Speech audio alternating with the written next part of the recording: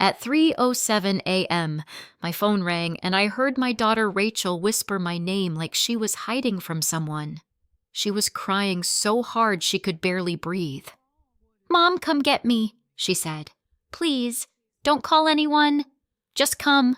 20 minutes later, I was standing on the porch of her husband's family home, still in my coat over my nightgown, my heart pounding so hard it hurt. Before I could knock again, the door opened. My daughter's mother-in-law, Vivian Calloway, stood there in a silk robe, calm as church on Sunday. She looked me in the eye and said, "Rachel's not leaving." And then I saw my daughter's face upstairs, pale, terrified, and gone in a second. If that opening pulled you in, take a moment to like this video and subscribe because this story only gets darker from here. And please tell me in the comments, what would you have done if your child called you at 3 a.m. begging for help? I'd also love to know where you're watching from and what time it is where you are right now. My name is Julia Griffin, and I have lived long enough to know the difference between a bad feeling and a real warning. What I heard in my daughter's voice that night was not panic. It was fear, the kind that doesn't shout, the kind that hides and whispers because it's learned that speaking too loudly has consequences. I stood on that porch for a few seconds after Vivian shut the door, trying to steady my breathing. The night air in Charleston was thick and warm, but I felt cold all the way down to my bones. My hands were shaking, not from age, not from the chill, but from the realization that something was deeply, terribly wrong. I knocked again, this time harder. The door opened just enough for Vivian's face to appear. She hadn't moved from that same composed expression like this was all a minor inconvenience. Her hair was perfectly in place, her robe tied neatly as if she had been expecting me. "Mrs. Griffin," she said, her voice smooth, almost pleasant. "Rachel is resting. You're upsetting her." "I need to see my daughter," I replied, my voice steadier than I felt. She had an emotional episode. Vivian continued ignoring me. New marriages can be overwhelming, especially for girls who aren't used to structure. Girls. Rachel was 32 years old. She called me, I said, at 3 a.m, begging me to come get her. That's not overwhelmed. That's something else. Vivian's eyes sharpened just slightly. It was the first crack I saw in her composure. "You're misinterpreting," she said. "Rachel tends to be dramatic when she's tired. We're handling it." That word lodged itself under my skin. Before I could answer, another voice came from behind her. "Julia." Ethan stepped into view, adjusting the cuff of his shirt like he'd just woken up, though something about him looked too put together for that to be true. His hair was neat, his posture controlled. But his eyes were tense. "I'm sorry about the call," he said. "Rachel had a panic episode. She gets overwhelmed sometimes. You know how she is." "No, I didn't. Because the Rachel I raised didn't break down in whispers and beg to be rescued." "She doesn't sound overwhelmed," I said quietly. "She sounds scared." Ethan's jaw tightened. "You're making this worse." "I'm making it worse!" I took a step forward, forcing Vivian to shift slightly to keep the door between us. "My daughter calls me in the middle of the night, asking me to come get her, and I'm the problem." "Lower your voice," Vivian said sharply, now the politeness thinning. "You'll wake the household." "The household," I echoed. "Or Rachel." That did it. For a moment, none of us spoke. Then Ethan sighed, running a hand over his face like a man trying to keep control of a situation slipping through his fingers. "Look," he said softer now. "You can come in, but just for a few minutes, and you need to keep things calm." Vivian didn't like that. I could see it in the way her lips pressed together, the way her shoulders stiffened. But she stepped aside. I walked into the house. It was exactly how I remembered from the wedding weekend. Beautiful, polished, expensive in a way that didn't need to announce itself. Marble floors, tall ceilings, oil paintings that looked like they belonged in a museum rather than a living room. And yet for all its beauty, it felt hollow, cold, like a place where people performed being a family instead of actually living like one. "Sit," Vivian said, gesturing to a cream-colored sofa. I didn't sit. "I'll stand," I replied. Ethan glanced at his mother, then back at me. "I'll get Rachel." Vivian reached out lightly, touching his arm. It was subtle, but I saw it, the hesitation, the silent communication between them. "Make it quick," she said. Ethan nodded and disappeared up the staircase. I stood there listening. Every sound in that house felt amplified, the faint hum of the air conditioning, the distant creak of a floorboard, the soft rustle of Vivian moving behind me like a shadow that refused to leave. "You always were." "Protective," she said after a moment. I turned to face her. "She's my daughter." "And now she's part of this family," Vivian replied smoothly. "That requires adjustment, loyalty, trust." "Trust goes both ways," I said. Her smile was thin. "Of course it does." Footsteps echoed from the staircase. I turned before I even saw her. Rachel came down slowly, one hand lightly touching the banister. For a split second, I didn't recognize her. Not because she looked different in any obvious way, but because something in her dimmed. She was wearing a long-sleeved top even in the heat. Her hair was pulled back, not the loose, soft way she used to wear it, but tight controlled. Her face was pale, her eyes avoiding mine. "Hi, Mom," she said softly. That voice, it broke something inside me. "Rachel." I stepped forward instinctively, but stopped when I saw the way Vivian shifted slightly closer behind her. Like a reminder, like a warning. "I'm sorry," I called. Rachel continued quickly. "I didn't mean to scare you. I wasn't feeling well." I stared at her. This was not my daughter speaking freely. This was someone repeating a script. "You don't have to apologize," I said gently. "You asked me to come get you." Rachel's eyes flickered just for a second. Then they dropped again. "I overreacted," she said. "I'm staying." "Staying?" The word hit me like a wall. I took another step closer, lowering my voice. "Rachel, look at me." She hesitated. Then slowly, she did. And in that brief moment, everything else fell away. The house, Vivian, Ethan. It was just me and my child. And I saw it. The fear. Not loud, not obvious, but buried deep like something she was trying desperately to keep hidden. Her right hand trembled slightly at her side. It was so small most people wouldn't notice. But I did, because she used to do that as a little girl when she was scared and trying not to cry. "Are you safe?" I asked quietly. Ethan shifted behind her. "Julia." "I'm asking my daughter," I said, not taking my eyes off her. Rachel swallowed. "I'm fine," she whispered. "She wasn't." I knew it. She knew. I knew it. And still, she said it. Vivian stepped forward just slightly. "That's enough for tonight. Rachel needs rest." I ignored her. Instead, I reached out and pulled Rachel into a hug. For a second, she stiffened. Then she clung to me. Not like a casual hug, not like a daughter greeting her mother, but like someone holding on to the only solid thing left in the room. Her grip tightened at my back.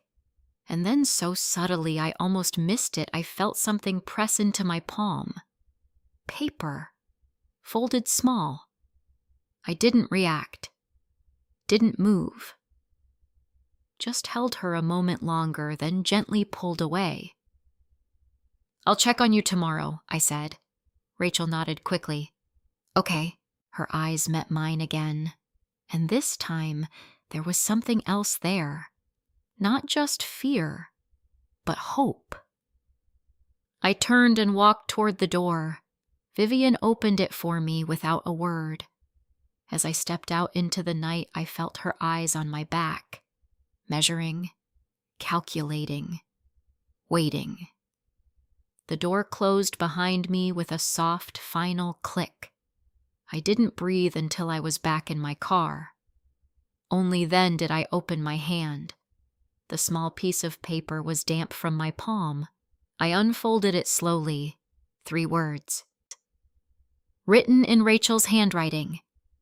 "Check the nursery." I looked up at the dark, silent house, and for the first time I realized something that made my chest tighten in a way I couldn't ignore. This wasn't just a bad marriage. This was something else. Something planned. Something controlled, and whatever it was, my daughter was trapped inside it. I didn't drive away right away. I sat in my car across the street, engine idling, staring at that house like it might suddenly reveal its secrets if I just watched long enough. The lights inside remained soft and steady, glowing behind tall windows, like nothing unusual had happened at all. Like no one had just whispered for help. My fingers tightened around the steering wheel. I read the note again. Check the nursery. Nursery. The word didn't sit right in my chest. Rachel hadn't told me she was pregnant. Not directly, not once. And we talked maybe not as often as before the wedding, but enough that something like that, something that big, shouldn't have been a secret. Unless it wasn't her choice. I closed my eyes for a moment, forcing myself to breathe. Think, Julia. Don't panic. Don't rush. Rachel had given me a direction, not a full explanation, which meant she didn't have time, or privacy, or both. And if she was being watched, as everything in that house suggested, then whatever I did next had to be careful. I finally pulled away from the curb, but I didn't go home immediately. Instead, I drove slowly through the neighborhood, looping once, then twice, as if mapping out the terrain could somehow help me understand the people inside that house. Old Charleston money had a certain look to it. Quiet, polished, unbothered. But underneath that quiet, there were always rules, and I was beginning to realize I didn't know any of theirs. I didn't sleep that night. I made tea. I didn't drink, sat in the same chair until the sky started turning gray, and laid everything out in my mind piece by piece. Rachel's voice, Vivian's calm, Ethan's tension, the tremor in Rachel's hand, the way she clung to me, the note, nursery. By the time the sun rose, I had made my decision. If Rachel couldn't speak freely, then I would have to listen to everything she couldn't say, and that meant going back. I returned to the Calloway house just before noon. This time I was dressed properly, composed, calm. I carried a large canvas tote bag filled with things that gave me a reason to be there: homemade soup, fresh fruit, prenatal vitamins, just in case my suspicion was right, and a small stack of magazines. A mother visiting her pregnant daughter. A perfectly normal reason. I rang the doorbell. It took longer this time. When the door opened, Vivian stood there again, but now she was dressed for the day. Elegant blouse, tailored slacks, hair set perfectly. She looked like a woman who hosted luncheons and chaired charity boards. Not like someone who had stood in a doorway at 3 a.m. denying a daughter her freedom. "Julia," she said, surprised, but only just enough to be polite. "This is unexpected. I brought Rachel a few things," I said, lifting the bag slightly. "For the baby." There it was, A flicker. Small. Quick. But I saw it. "You shouldn't trouble yourself," Vivian replied smoothly. "We have everything covered." "I'm sure you do," I said. "But I'm her mother." A pause. A quiet calculation. Then she stepped aside. "Very well. But Rachel isn't feeling her best today. I won't stay long." That at least was true. The house felt different in daylight. Still beautiful, still controlled. But now I noticed more. The way the curtains were drawn just enough to filter light but not fully open. The absence of personal clutter. The sense that every room was arranged for appearance, not comfort. Nothing out of place. Nothing spontaneous. Nothing lived in. "Rachel is upstairs resting," Vivian said as she closed the door behind me. "You can leave the bag here. I'll take it to her," I replied. Her smile tightened slightly. "I really think I'd like to see her," I said, keeping my tone gentle but firm. For a moment we stood there in quiet opposition. Then from somewhere above I heard a faint sound. A floorboard. Movement. Vivian heard it too. She exhaled softly. "Fine. But only a few minutes." I nodded and started up the stairs. Each step felt heavier than the last. The staircase curved slightly, leading to a wide hallway lined with closed doors. The air felt cooler up here. Still. I paused at the top, listened. To my left, I heard faint movement again. To my right, silence. I chose left. The first door was closed. The second also closed. The third slightly open. I pushed it gently. Rachel's bedroom. She was lying on the bed, turned slightly toward the window. For a moment, I thought she was asleep. Then her eyes opened, and when she saw me, something in her face broke. "Mom." I crossed the room quickly, setting the bag down without thinking. "I brought you," I started, then stopped. None of that mattered. I sat beside her, taking her hand. It was cold. "You shouldn't be here long," she whispered. "She'll come up." "I know," I said. "Just listen to me for a second. I saw your note." Her fingers tightened around mine. "Did you—" "Not yet," I said. "I came back to find it." Her eyes darted toward the door, then back to me. "You have to be careful," she said. "They don't like surprises." "They—" I asked quietly. Rachel hesitated. Then she shook her head slightly, like she'd already said too much. "Just promise me you won't confront them," she whispered. "Not yet." "I won't," I said. "But Rachel, are you safe?" That question again. This time her eyes filled, but she didn't cry. "I'm okay," she said. No, she wasn't. But she couldn't say it. I squeezed her hand. "I'm going to figure this out." Her lips trembled just slightly. Then in a voice barely audible, she said, "The room at the end of the hall. Footsteps. Coming up the stairs." Rachel let go of my hand immediately, shifting back against the pillows, her face rearranging itself into something neutral. Practiced. I stood turning just as Vivian appeared in the doorway. "Time's up," she said pleasantly. I nodded, forcing a small smile. "I'll come back tomorrow." "Of course," Vivian replied. "Rachel needs consistency." Consistency. Structure. Control. I picked up my empty hands and walked out into the hallway. The door closed behind me. The hallway stretched in both directions. And at the far end, one door stood apart from the others, slightly larger, closed.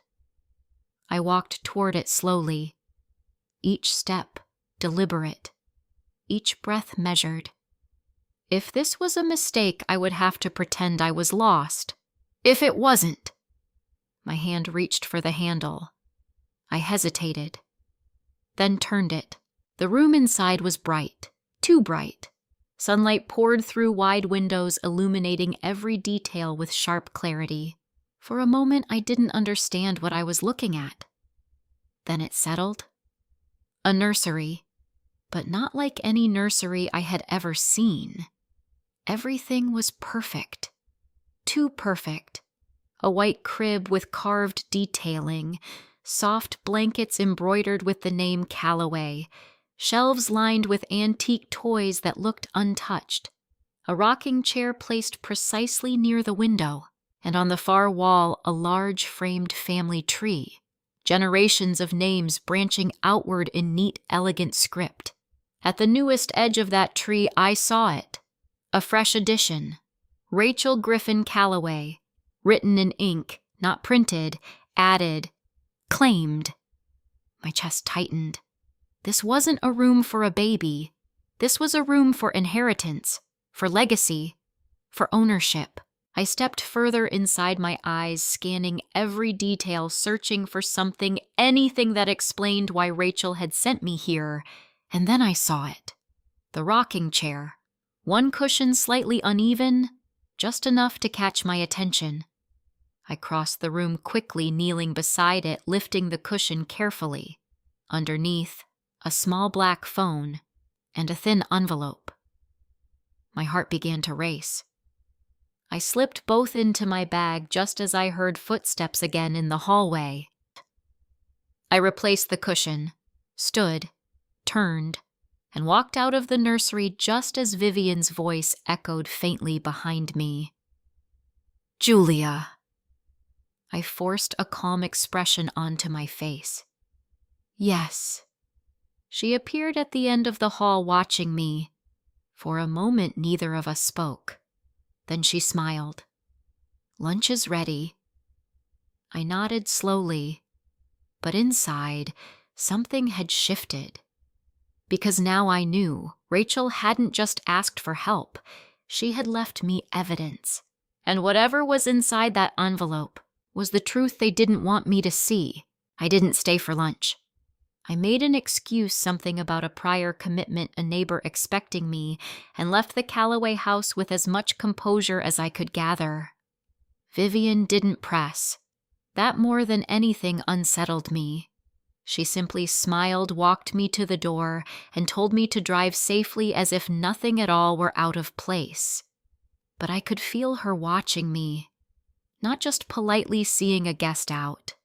Watching, measuring, as if she already suspected something had shifted. I kept my pace steady, my hands relaxed at my sides, my breathing even until I reached my car. Only after I shut the door and locked it did I let the tension flood out of me. My hands were shaking, not violently, but enough. I placed my tote bag carefully on the passenger seat and stared at it for a moment. Inside that bag was the first real piece of truth I'd managed to pull out of that house. And I wasn't ready to open it just yet. Not there. Not with that house still looming behind me. I started the engine and drove. I didn't stop until I was home. My house felt different that day. Smaller, maybe. Simpler, but alive. There were books on the coffee table I hadn't put away. A sweater draped over the back of a chair. A mug still in the sink from the morning I hadn't slept. It wasn't perfect, but it was real.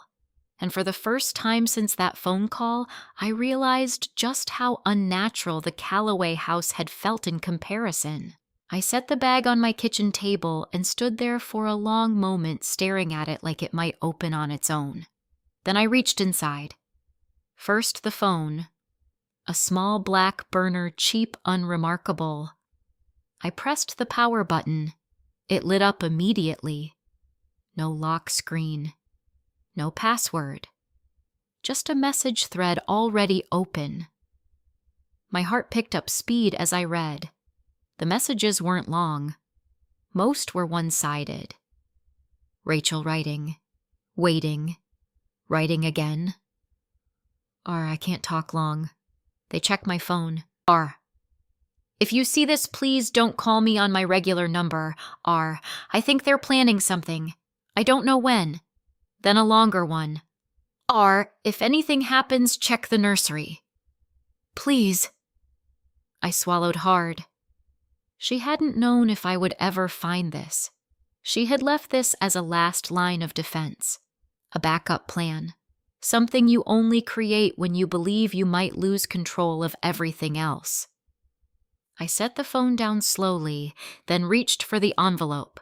It was thin, plain, sealed but not tightly. I opened it carefully, sliding the contents out onto the table. The first thing I saw, ultrasound images. My breath caught. Grainy black and white shapes, but unmistakable. A tiny form. My grandchild. I sat down without meaning to. For a moment, everything else fell away. All the fear, all the questions. There was just this overwhelming, aching realization that my daughter was carrying a life, and she had gone through at least part of that alone, without telling me, without celebrating, without the joy that should have filled that moment. I touched the edge of the image gently, like I could somehow reach through it. "Oh, Rachel," I whispered. Then I saw the rest. Papers, legal documents, typed, structured, precise. I straightened, pulling them closer, and began to read. It didn't take long for the warmth of that ultrasound moment to vanish. The documents were labeled in a way that sounded harmless enough. Post-nuptial agreement addendum, temporary medical consent authorization, family trust contingency clause, routine at first glance. But the language was not routine. I read more slowly, more carefully, each line tightening something inside me. If Rachel were deemed emotionally unstable during pregnancy or postpartum, if a licensed professional recommended reduced maternal decision-making, if there were concerns regarding her ability to provide consistent care, then custodial authority could temporarily shift to Ethan, and in certain clauses to a designated family overseer, Vivian. My hands went still on the paper. I read that section again and again. It wasn't written like a threat. It was written like protection, like planning, like something reasonable. But I had spent too many years listening to teenagers explain situations that sounded reasonable on the surface and were anything but underneath. This was not protection. This was preparation. Preparation to take control of Rachel, of the baby, of everything. I flipped through the pages faster now. There were signature lines, Rachel's name printed, blank. Not signed. Not yet. A small surge of relief hit me. She hadn't agreed, at least not formally. But then another thought followed immediately behind it. That meant they were still trying, still pushing, still waiting for the right moment, or the right condition. Emotionally unstable. The phrase echoed in my mind, and suddenly everything Rachel had said, the fear, the whispering, the warning about being watched, clicked into place. If they could make her appear unstable, if they could document it, then they wouldn't need her consent at all. They could take it, legally, cleanly, respectably.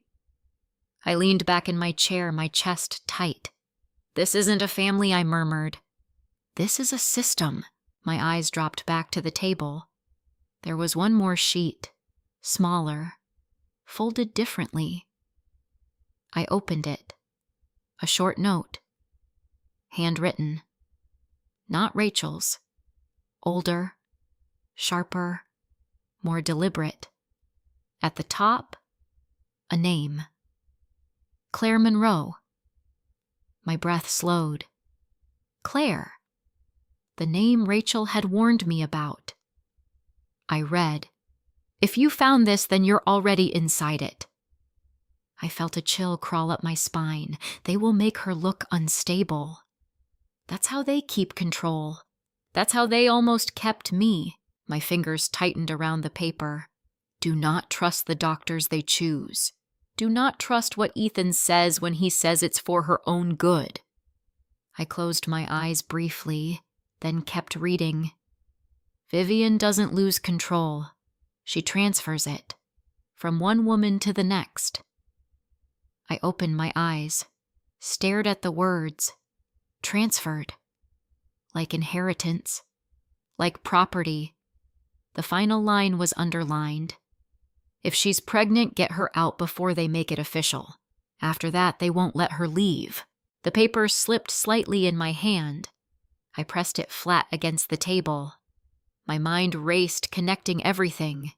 The nursery, the family tree, Rachel's name added in ink, the legal documents, the pressure, the fear, the silence. This had happened before, not exactly the same way, but close enough. Close enough that someone else had recognized it, documented it, tried to warn the next person. Rachel. And now, me. I stood up abruptly, pacing once across the kitchen, then back. My heart was pounding harder now, but the fear had changed. It wasn't helpless anymore. It was focused, sharp, alive. They think they're careful, I said under my breath. They think they've built something no one can see. I stopped, looked at the documents again. They're wrong. Because now I could see it. Not all of it. Not yet. But enough. Enough to know this wasn't about one bad night, or one controlling mother-in-law, or one weak husband. This was something structured, intentional, and deeply practiced. I walked back to the table and gathered everything carefully, the ultrasound, the documents, Claire's note. Then I picked up the burner phone again, stared at the screen.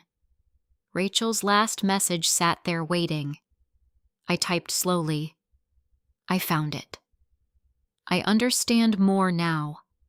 I'm going to help you. But you have to trust me. I hesitated, then added one more line. Are you safe right now? I hit send. The message delivered, but no response came. Not immediately, not within a minute, not within 5.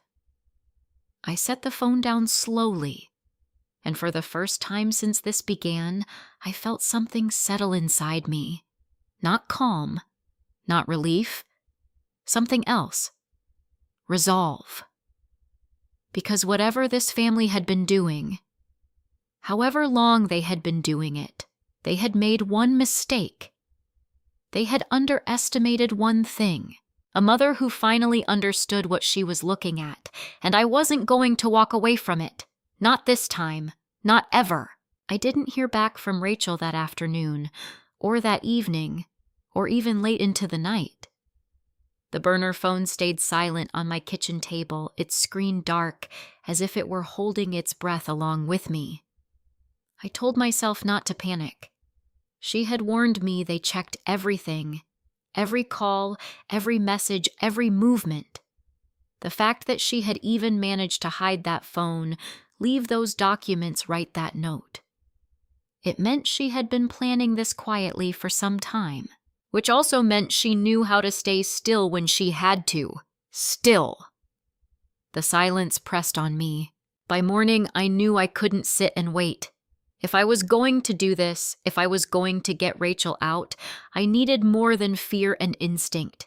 I needed someone who understood how people like the Callaways operated. Someone who could read the kind of language that turned control into something that looked legal. I picked up my phone and called the one person who came to mind, Helen. There was a pause on the line, then a familiar voice, older now, a little raspier than I remembered, but still sharp. "Julia Griffin," she said. Well, that's a voice I haven't heard before. 9 a.m. in about 10 years. What's wrong? I didn't waste time. Helen, I need your help. It's Rachel. Silence. Then softer. Tell me. Helen Brooks and I had worked together years ago, back when I was still counseling at the high school. She had been a legal assistant at the time, family law mostly. Custody disputes, protective orders, financial filings.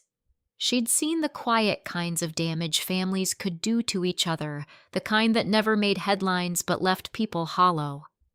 If anyone could help me understand what I had found, it was her. I drove to her office that morning with the documents carefully tucked into a folder, my hands gripping the steering wheel tighter than usual. When I walked in, Helen was already waiting. She took one look at my face and didn't bother with pleasantries. Sit, she said, and start talking. I told her everything. The call at 3 a.m. Vivian at the door, Rachel's behavior, the note, the nursery, the phone, Claire's warning. And finally, I slid the documents across the desk toward her. Helen didn't interrupt. She just listened. And when I was done, she pulled the papers closer and began to read. The room went quiet, except for the soft rustle of paper turning. I watched her face carefully. At first it was neutral, professional. Then her brow furrowed, her lips pressed together, and finally she exhaled slowly. This is bad, she said. My stomach dropped. How bad? Helen tapped the page lightly. Bad in a very specific way, she replied. Not sloppy bad. Not desperate bad. She looked up at me. Designed bad.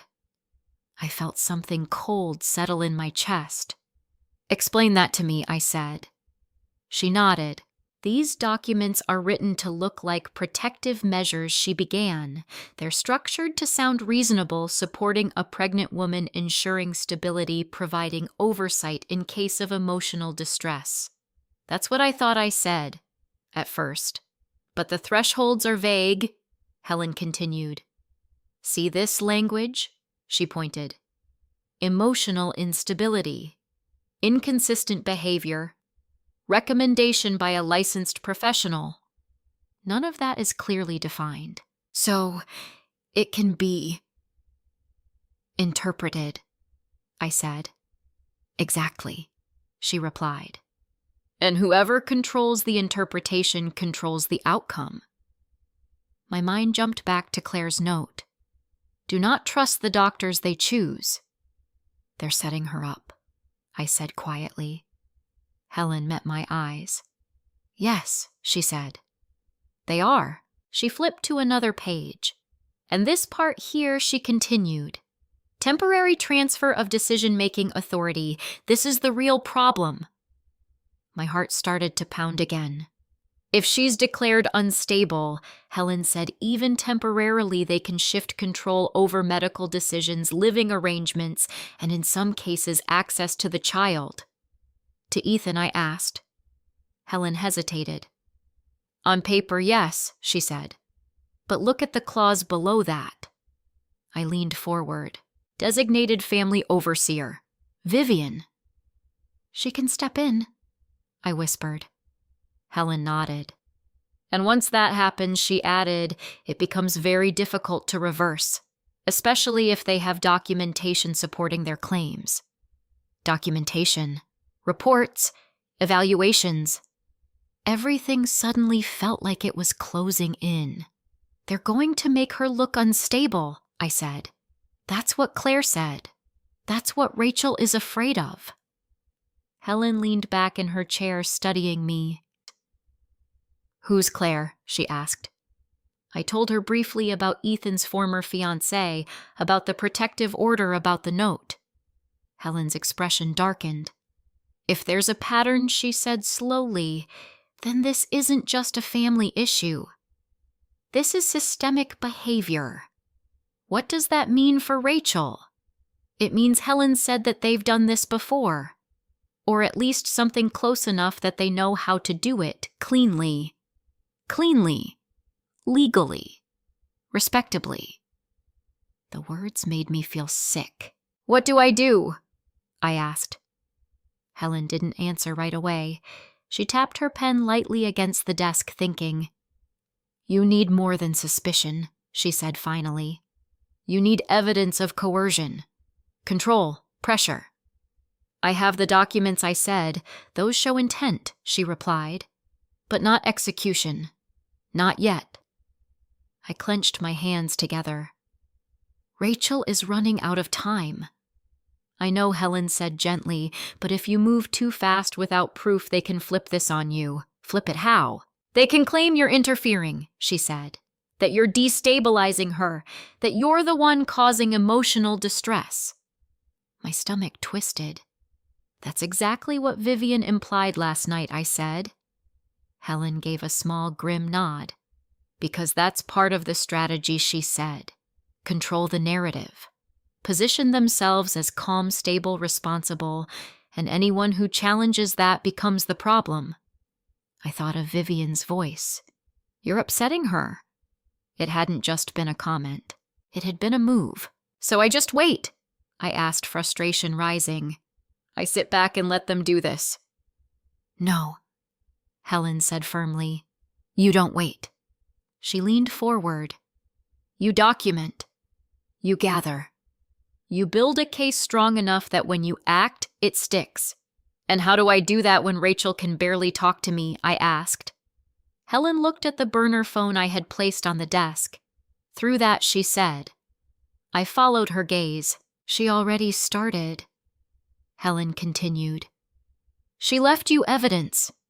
That means she's willing to help if she can do it safely." I nodded slowly.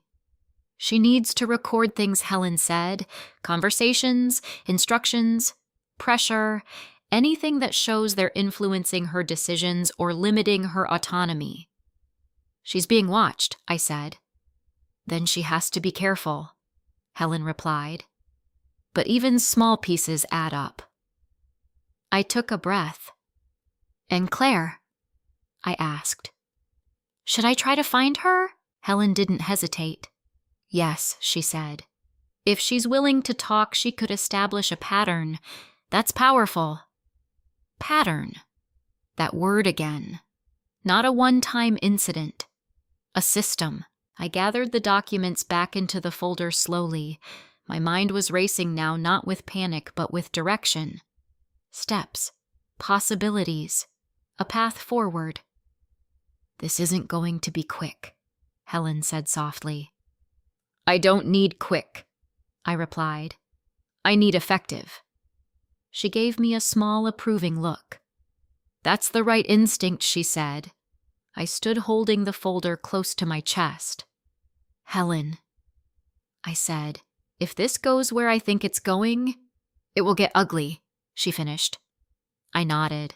"I don't care," I said. "I'm not losing my daughter to this." Helen's expression softened just slightly. "You're going to need a lawyer," she said. "A good one. Someone who understands coercive control, not just custody law." "Do you know anyone?" A small smile touched her lips. "I might," she said. When I stepped back outside, the air felt different. Not lighter, not easier, but clearer. For the first time since that call, I wasn't just reacting. I was preparing. I got into my car, placed the folder carefully beside me, and picked up the burner phone. Still no response. I stared at the screen for a moment, then typed. "You don't have to say much. Just tell me, are they pushing you to sign anything?" I hesitated, then added, "I'm not going to rush in. I'm going to do this right. I promise." I sent the message. This time I didn't expect an immediate reply, because now I understood something I hadn't fully grasped before. Rachel wasn't just scared. She was navigating something dangerous. Carefully, quietly. And if I wanted to help her, I had to be just as careful, just as deliberate. because the Callaways weren't acting out of emotion. They were executing a plan. And if I was going to stop them, I needed one of my own. By late afternoon, the burner phone finally buzzed. The sound was so sudden, so sharp in the quiet of my kitchen that I almost dropped the mug in my hand. Tea splashed over my fingers hot enough to sting, but I barely felt it.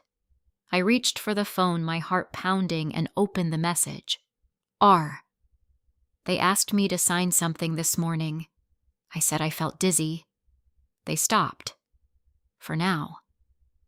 I exhaled, slowly steadying myself. For now. That meant the pressure was already happening. I typed quickly, "Don't sign anything. Not one page. Not even just a form." 3 dots appeared, then disappeared, then came back again. R. I know. I'm trying. They're being nicer today. That's worse. I closed my eyes briefly. I understood that. Kindness in the wrong hands wasn't comfort. It was strategy. I spent the next hour pacing, rereading Claire's note, going back through every detail Helen had pointed out. There was one thing I hadn't done yet. The thing that felt like stepping onto a deeper, darker layer of this situation. Finding Claire. The name had weight now. It wasn't just a warning scribbled in fear. It was a thread. And if I pulled it carefully enough, maybe it would lead me to the truth beneath all of this. I sat down at my laptop and began searching. Claire Monroe. There were a handful of results at first, nothing unusual. Social media profiles set to private. An old engagement announcement from 3 years ago. A photo of her and Ethan at some charity event, both smiling in that polished, effortless way that looked perfect from the outside. Then nothing. No wedding. No follow-up. Just silence. I refined the search. Added Charleston. Added Callaway. A few more links appeared. A local article mentioning a private family matter. No names. No details. Then I tried something else. Court records. It took longer, but eventually I found it. A filing. Protective order request. Petitioner Claire Monroe. Respondent Ethan Callaway. My breath caught. There it was. Proof. Not a rumor. Not a misunderstanding. Something had happened. But the record showed it had been withdrawn less than 48 hours later. No hearing, no judgment, no explanation. Just gone. Like someone had erased it. I leaned back in my chair, my thoughts racing. Why would someone file a protective order? And then drop it that quickly? Fear. Pressure. Or something worse. I picked up the burner phone again. Do you know where Claire is now? I typed. It took longer this time. 10 minutes.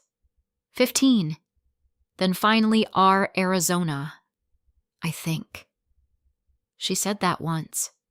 Quietly. Like she wasn't supposed to. Arizona. It wasn't much. But it was enough. Finding her took the rest of the evening. And part of the night. I followed small trails, old professional listings, archived pages, fragments of contact information that most people would have given up on. But I wasn't most people. Not anymore. Around 11:40 p.m., I found something. A phone number. Not recent. Not confirmed. But it was all I had. I stared at it for a long moment before dialing. The phone rang once, twice, 3 times. I almost hung up. Then, a click. Hello. The voice was cautious, quiet, guarded. Is this Claire Monroe? I asked. A pause. Longer this time. Who's asking? My name is Julia Griffin, I said. I'm Rachel's mother. Silence. Heavy. Then, you shouldn't have called me, she said, her voice tightening. I know, I replied, but I think you know why I did. Another pause, then a quiet exhale. They didn't let her leave, did they? Claire asked. My grip tightened on the phone. No, I said. They didn't. Something shifted on the other end of the line. Not surprise. Recognition. You need to listen carefully, Claire said, her voice dropping even lower. And you need to understand that I'm only saying this once. I'm listening. What they're doing to her, it's not sudden, she continued. It's not emotional. It's not about a bad night or a misunderstanding.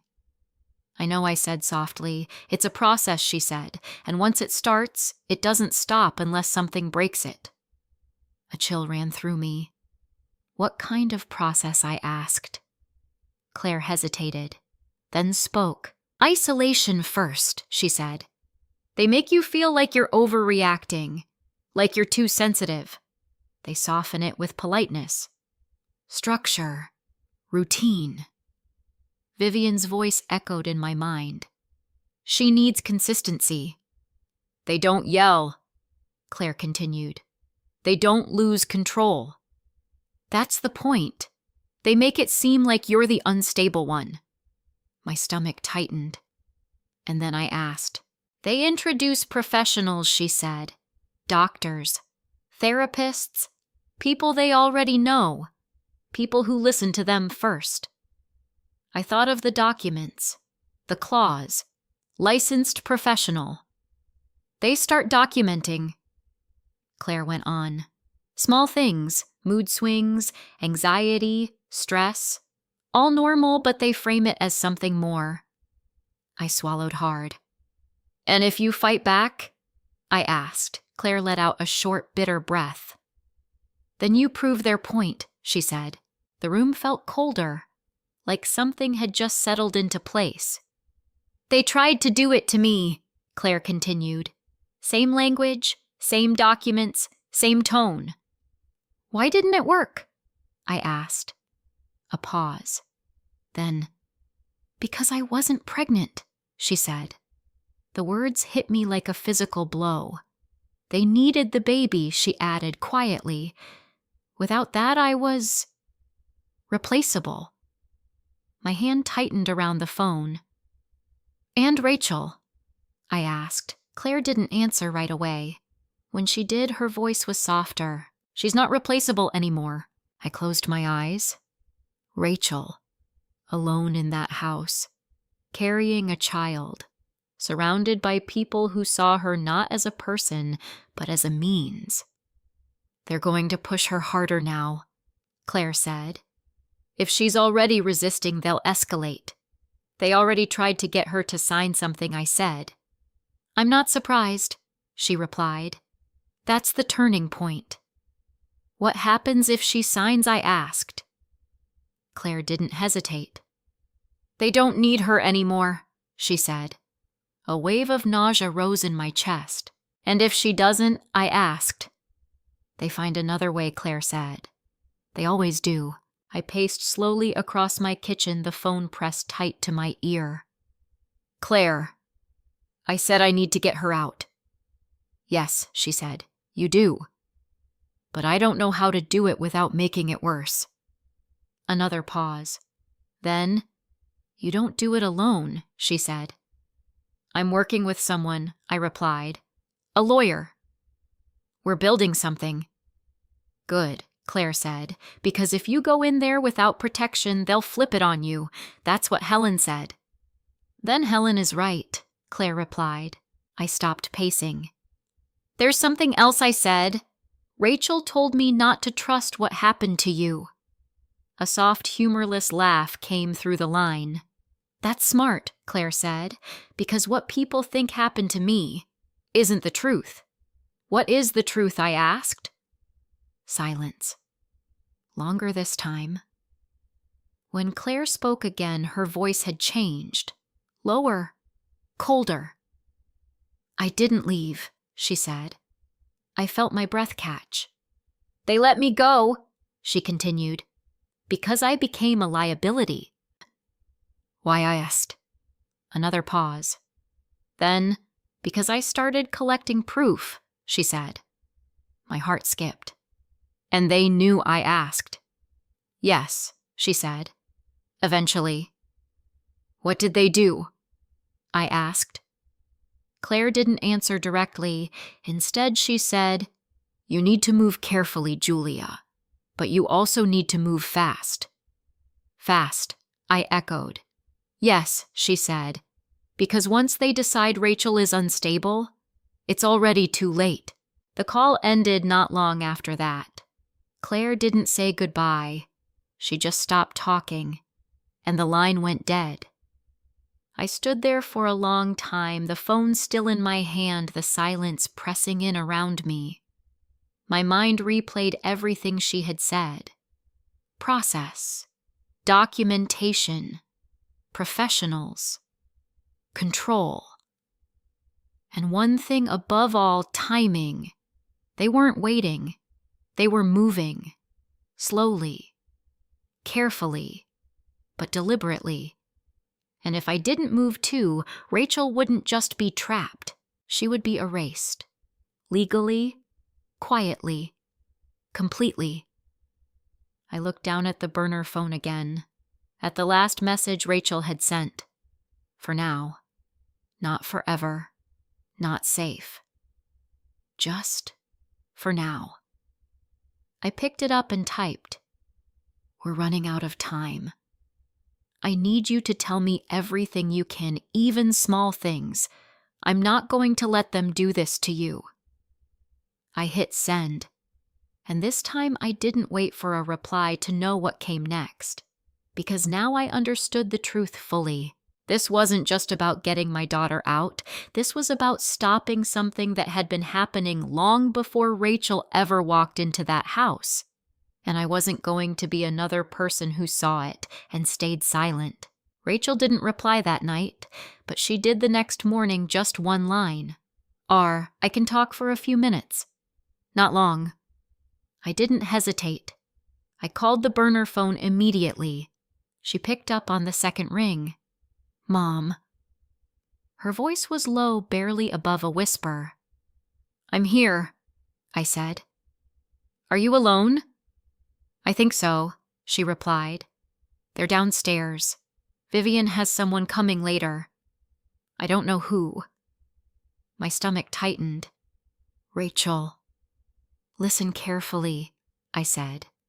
I spoke to Claire. There was a sharp intake of breath on the other end. You found her, she whispered. Yes. A pause. Then almost too quietly to hear. Then you know. I know enough, I said. But I need to hear it from you too. Another pause. I could hear her breathing. Uneven. Tight. Rachel, I said softly. You're not imagining this. You're not overreacting. What you're feeling is real. For a moment, she didn't respond. Then, I was starting to think it was me, she admitted, her voice cracking. The way they talk, the way they explain things, it makes everything sound reasonable.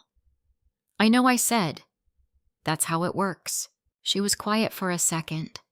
Then, like a dam finally cracking. They don't yell, she said quickly. They don't hit me. It's not like that. It's just, everything is decided. For me. My chest tightened.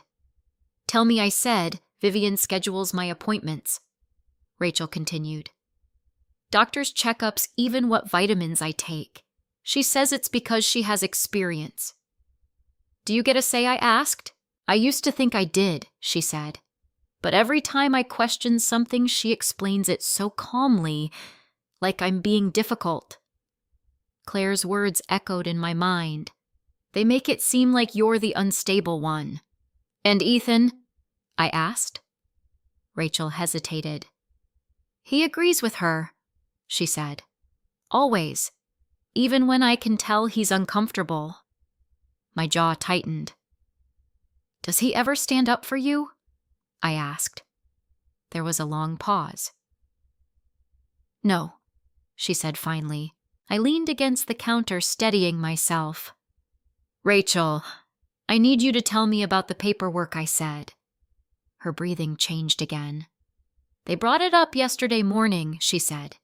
Vivian said it was just a precaution, that pregnancy can be unpredictable, that it's important to have things in place in case I get overwhelmed. And you? I asked. I said I wanted to read it first, she replied. Really read it? Good, I said. She didn't like that, Rachel added quietly. She smiled. But it wasn't a real smile. I could picture it perfectly. I told her I felt dizzy, Rachel continued, that I needed to lie down. That's the only reason she stopped. For now, I murmured. For now, Rachel echoed. Rachel, I said carefully. Claire told me something important. They've done this before, not just to her. Rachel went very still. I know, she whispered. My heart skipped. You know, I asked. There are stories, she said, things people don't say directly, but they exist. At family gatherings, in the way certain names just disappear from conversations. A chill ran through me. Like who, I asked. I don't know all of them, she said. But there was someone before Claire. I heard Vivian mention her once. Only once. Do you remember the name I pressed? Rachel hesitated. I think it was Lila, she said. Or Lily. Something like that. I closed my eyes briefly. Another name. Another woman. Another piece of a pattern that was getting harder to deny. Rachel, I said, my voice steady but urgent. You have to understand something. This isn't about you as a person. It's about control. About the baby. About the family name. I know, she said quietly. And that means they're not going to stop on their own, I continued. I know, she repeated. But you can still get out, I said. You haven't signed anything yet. That matters. There was silence on the line. Then, they won't let me leave, she said. My heart clenched. What do you mean, I asked. I've tried, she said. Not openly, just small things. Saying I want to go stay with you for a few days, or visit a friend, and there's always a reason I shouldn't, she replied. Or something already scheduled, or they say it's not a good idea right now. Right now, I echoed. Right now, she said. A moving target, a shifting boundary, never a direct no, but never a real yes either. Rachel, I said, choosing my words carefully. If you wanted to walk out that front door right now, what would happen? She didn't answer immediately. When she did, her voice was barely audible. Vivian would stop me, she said. And Ethan? I asked. He would try to calm things down, she said. Tell me I'm overreacting, that I'm emotional, that I should think about the baby. My stomach twisted. They use the baby against you, I said. Yes, she whispered. I took a slow breath. Rachel, listen to me. You're not trapped in the way they want you to believe. You still have rights. You still have choices. It doesn't feel like it, she said. I know, I said, but feeling and reality aren't the same thing. That's part of how they control this. She didn't respond, but I could tell she was listening. There's something else, she said after a moment. My grip on the phone tightened. What Vivian scheduled an appointment, Rachel said, with a psychiatrist. My pulse spiked. When I asked, tomorrow, she said. Do you know who it is I pressed? No, she replied. I've never heard the name before. She said he's very trusted. Trusted. Of course. Rachel. I said, my voice firm. Now you cannot go into that appointment unprepared. I don't think I have a choice, she said. You do, I replied. You always do. But we need to be smart about it. How she asked, her voice trembling just slightly. First I said, you do not agree to anything. No evaluations, no medications, nothing beyond basic conversation. What if they pressure me? She asked. They will, I said. But you stay calm. You stay consistent. You don't give them anything they can twist. Silence. Then I'm scared, she admitted. I closed my eyes. I know, I said softly. I know you are. Footsteps, faint. In the background. Rachel went quiet. Mom? She whispered. I think someone's coming. Okay, I said quickly. Listen to me. We're working on this. You're not alone anymore. I know, she said. And Rachel. Yes, whatever happens, don't sign anything. I won't, she said. The line clicked. Gone. I stood there in my kitchen, the silence returning all at once. But it felt different now. Sharper, more urgent. Psychiatrist. Tomorrow. That wasn't just another step. That was escalation. A way to create documentation. To build a case.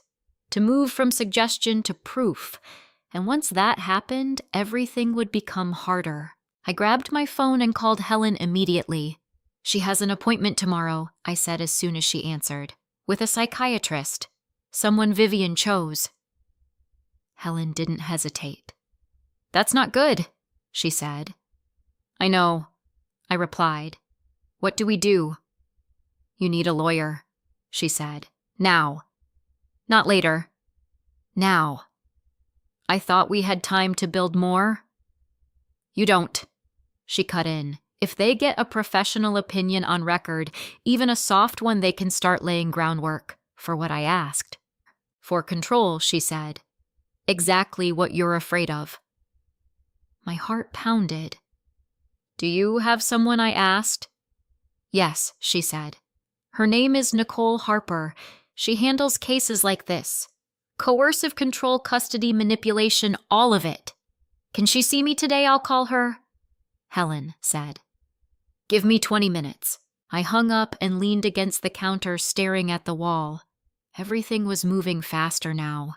Too fast. But at least it was moving in the open. No more guessing. No more half-understood fear. Now I knew. They had a plan. And tomorrow, they were taking the next step. I looked down at the burner phone again. At Rachel's last message. At the silence that followed. And for the first time since this began, I felt something shift inside me. Not fear, not even anger. Something steadier. Something stronger. Resolve.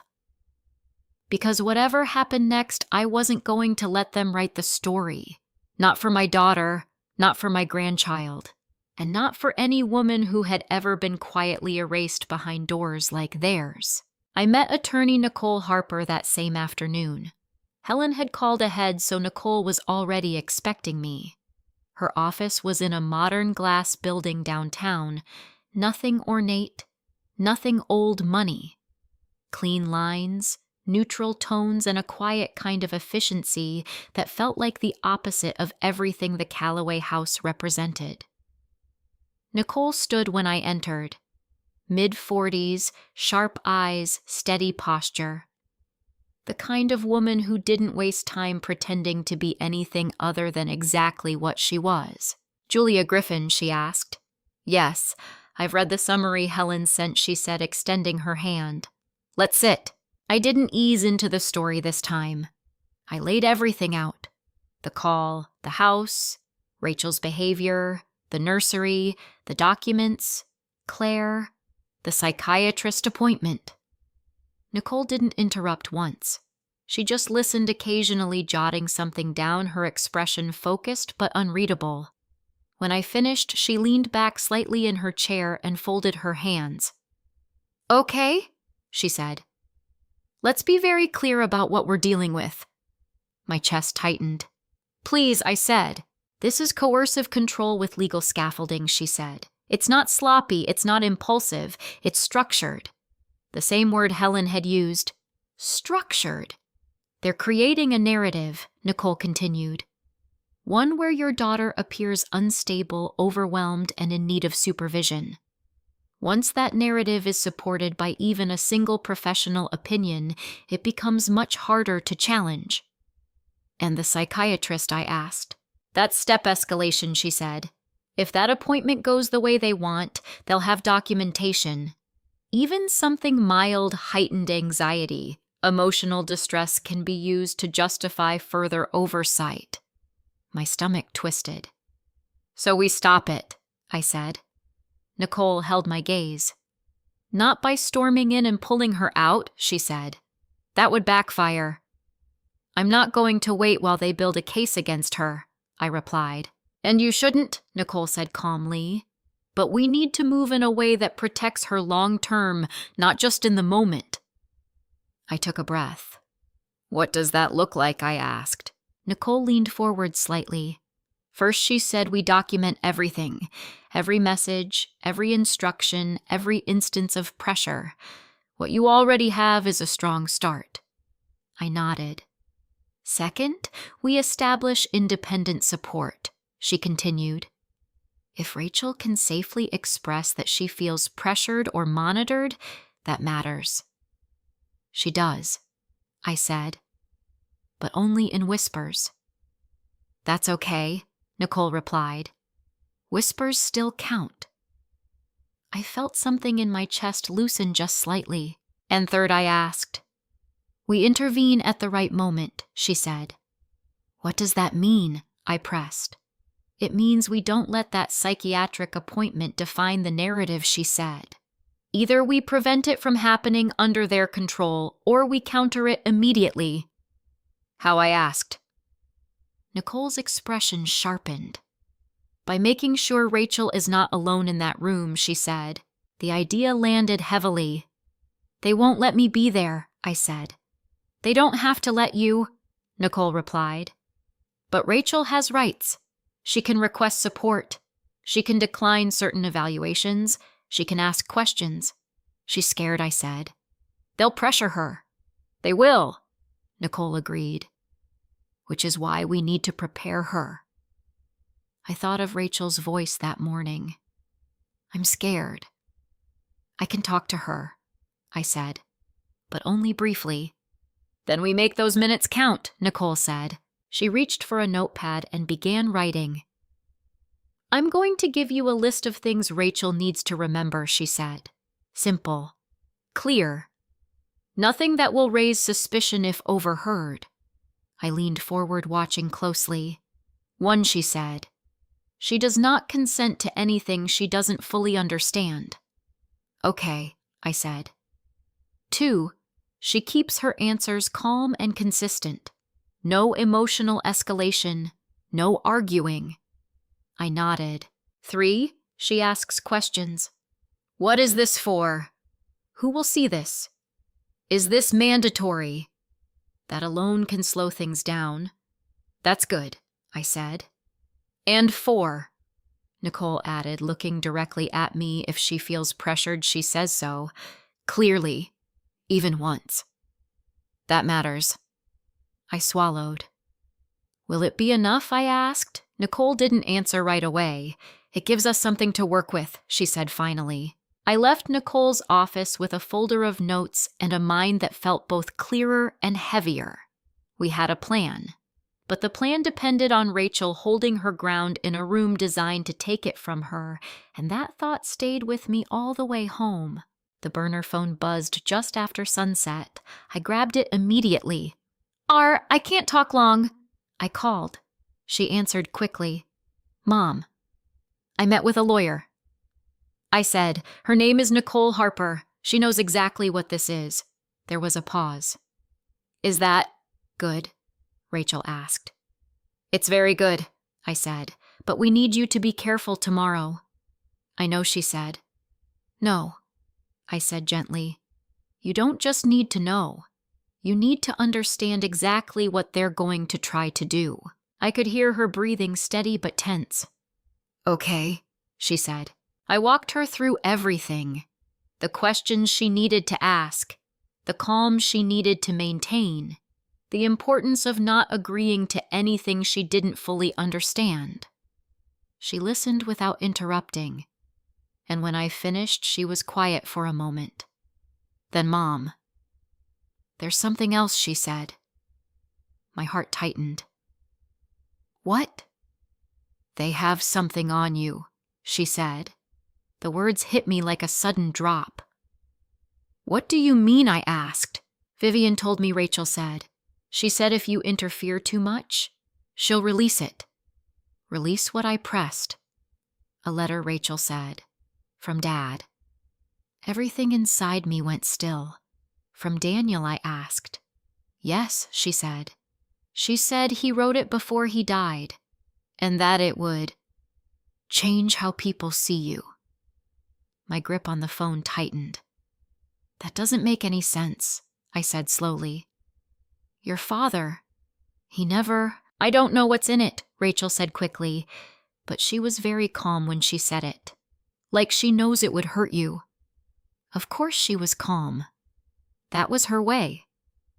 "Rachel," I said carefully, "did she show it to you?" "No," she said.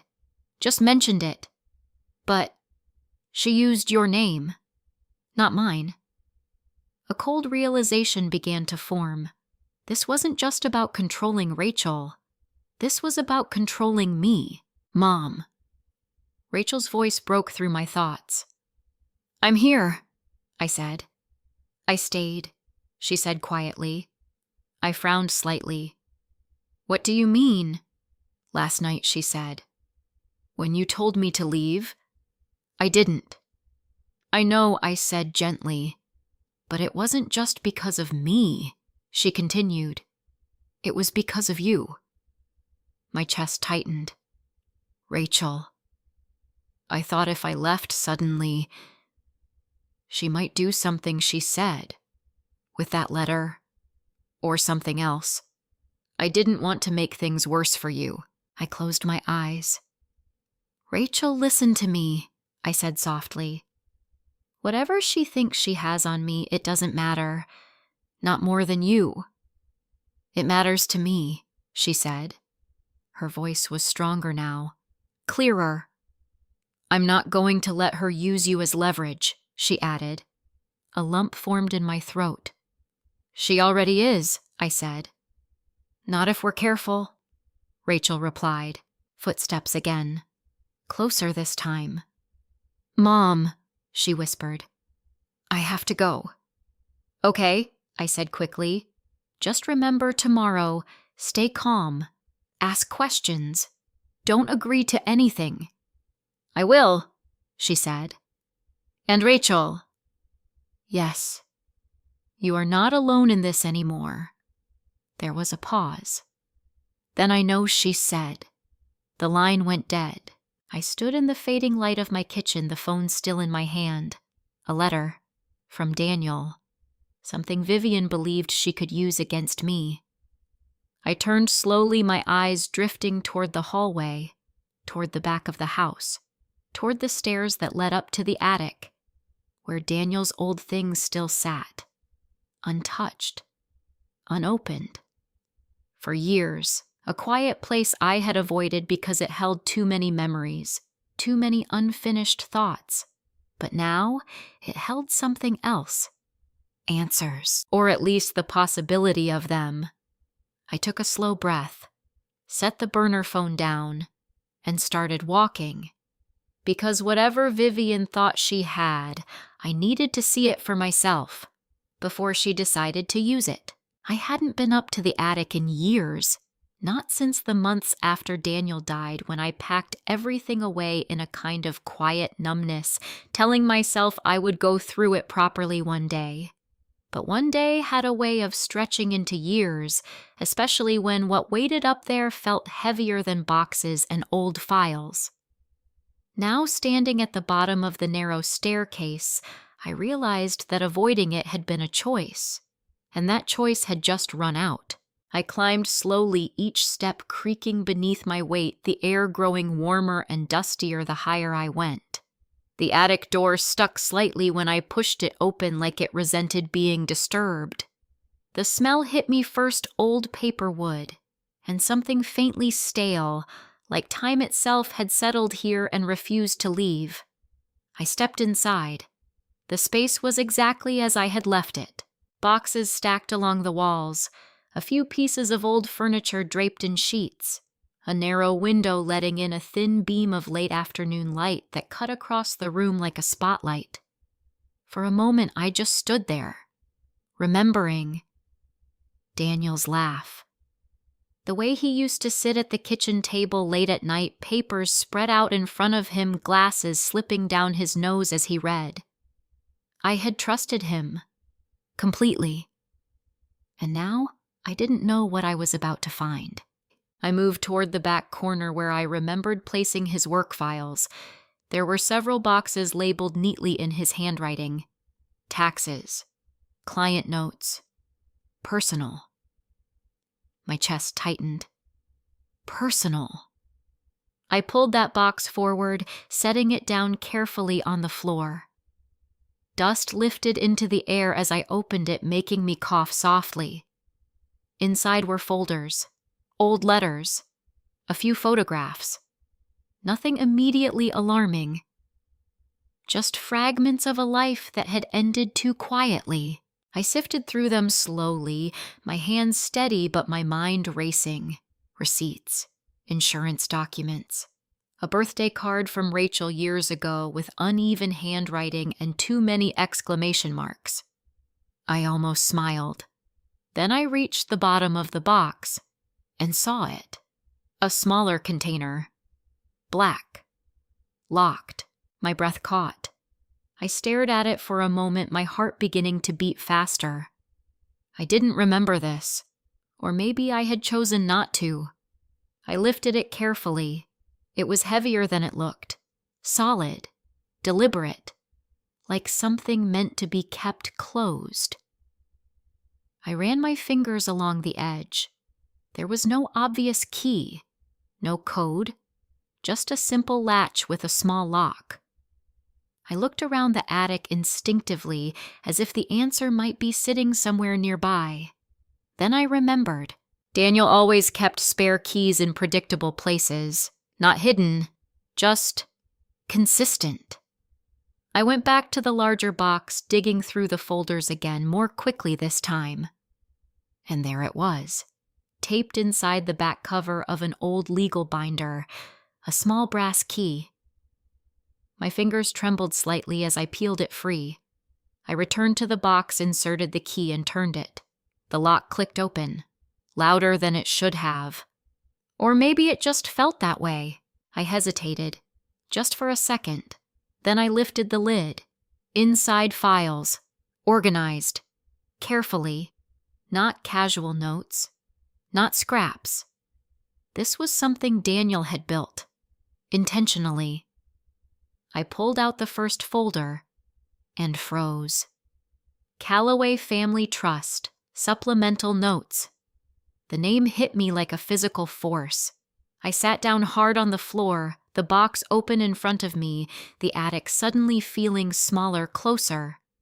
He knew them. Not just casually, not just in passing. He had worked with them. I opened the folder. The documents inside were older, dated years back, before Rachel had even met Ethan, before I had ever heard the name Callaway. Daniel's handwriting filled the margins. Observations, concerns, questions. I read quickly at first, then more slowly as the pieces began to form something I couldn't ignore. There were references to a trust structure, complex, layered, designed to protect generational wealth. But there were also notes about amendments, Unusual clauses, conditions tied to lineage, to heirs, to succession. My pulse quickened. I flipped to another page and saw a name. Lila Calloway. My breath stopped. Rachel's voice echoed in my mind. There was someone before Claire, Lila, or Lily. This wasn't a guess. This was real. I read further. Lila had been married into the family. Years ago, there were notes about a pregnancy, then complications, stress, concerns regarding emotional stability. The same language, the same pattern. I felt something cold spread through my chest. This wasn't new. This was established. I turned another page. Daniel's handwriting became sharper here, more urgent. Client expressing desire to leave residence. Reports feeling monitored. State's medical evaluations feel coordinated. I pressed my hand to my mouth. He had seen it. He had recognized it. And still, there were no official filings attached. No completed case. Just notes, fragments, unfinished attempts.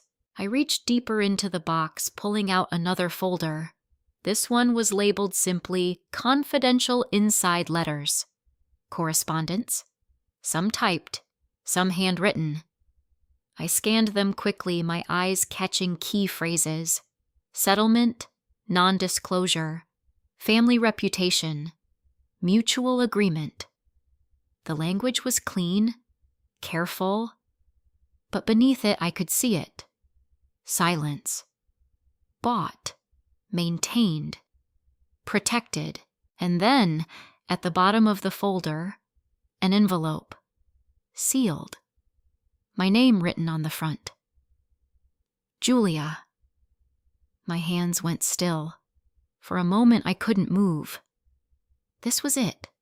The letter Vivian had mentioned. The thing she believed she could use against me. I picked it up slowly. It felt heavier than it should have, like it carried more than just paper. I turned it over. The seal was intact, unopened. He had written this, and I had never seen it. "Daniel," I whispered. I closed my eyes briefly, steadying myself. Then I broke the seal. The paper inside was slightly yellowed with age. The handwriting was unmistakable. His. Careful. Measured. But there was something else in it too. Something I hadn't seen before. Fear. I began to read. To Julia. If you're reading this, it means I didn't find the courage to tell you this while I was alive. My chest tightened. I need you to understand that I made a choice years ago that I have regretted every day since. I swallowed hard. I was involved in reviewing documents for the Calloway family. At the time, it seemed like standard work. Complex, yes, but not unusual for families of that level of wealth. But then I began to see patterns. My grip on the paper tightened. Women marrying into the family. Pregnancies. Then concerns about their emotional stability. Then legal shifts in control. I stopped breathing. I told myself it wasn't my place to interfere. That I was only seeing pieces, not the full picture. I told myself that professionals were involved, that everything was being handled properly. I was wrong. Tears blurred my vision. One of them came to me. She wanted help leaving. She said she was being controlled, monitored, managed. I believed her. My hands trembled. But I didn't act fast enough. And when the situation resolved officially, I accepted the explanation that it had been a misunderstanding. It wasn't. I closed my eyes, a tear slipping down my cheek. I kept copies of everything I could. Not enough to expose them outright, but enough that if someone needed to see the truth one day, it would exist somewhere. My heart pounded. If this ever touches our family, if Rachel is ever involved with them, you need to be careful. I froze. They are not careless people. They are patient, strategic, and they protect their legacy at all costs. The words felt like they were echoing through time. I'm sorry I didn't do more when I had the chance. Don't make the same mistake I did, Daniel. The letter slipped from my fingers onto the floor. I sat there in the dim light of the attic, surrounded by everything he had left behind, everything he had seen, everything he hadn't stopped. And now, it was here, in my life, in Rachel's life, in my grandchild's life. I wiped my face slowly, my breathing unsteady but grounding. This wasn't just a warning. This was a handoff, a burden, a responsibility. Daniel had seen the truth and turned away, but I wouldn't.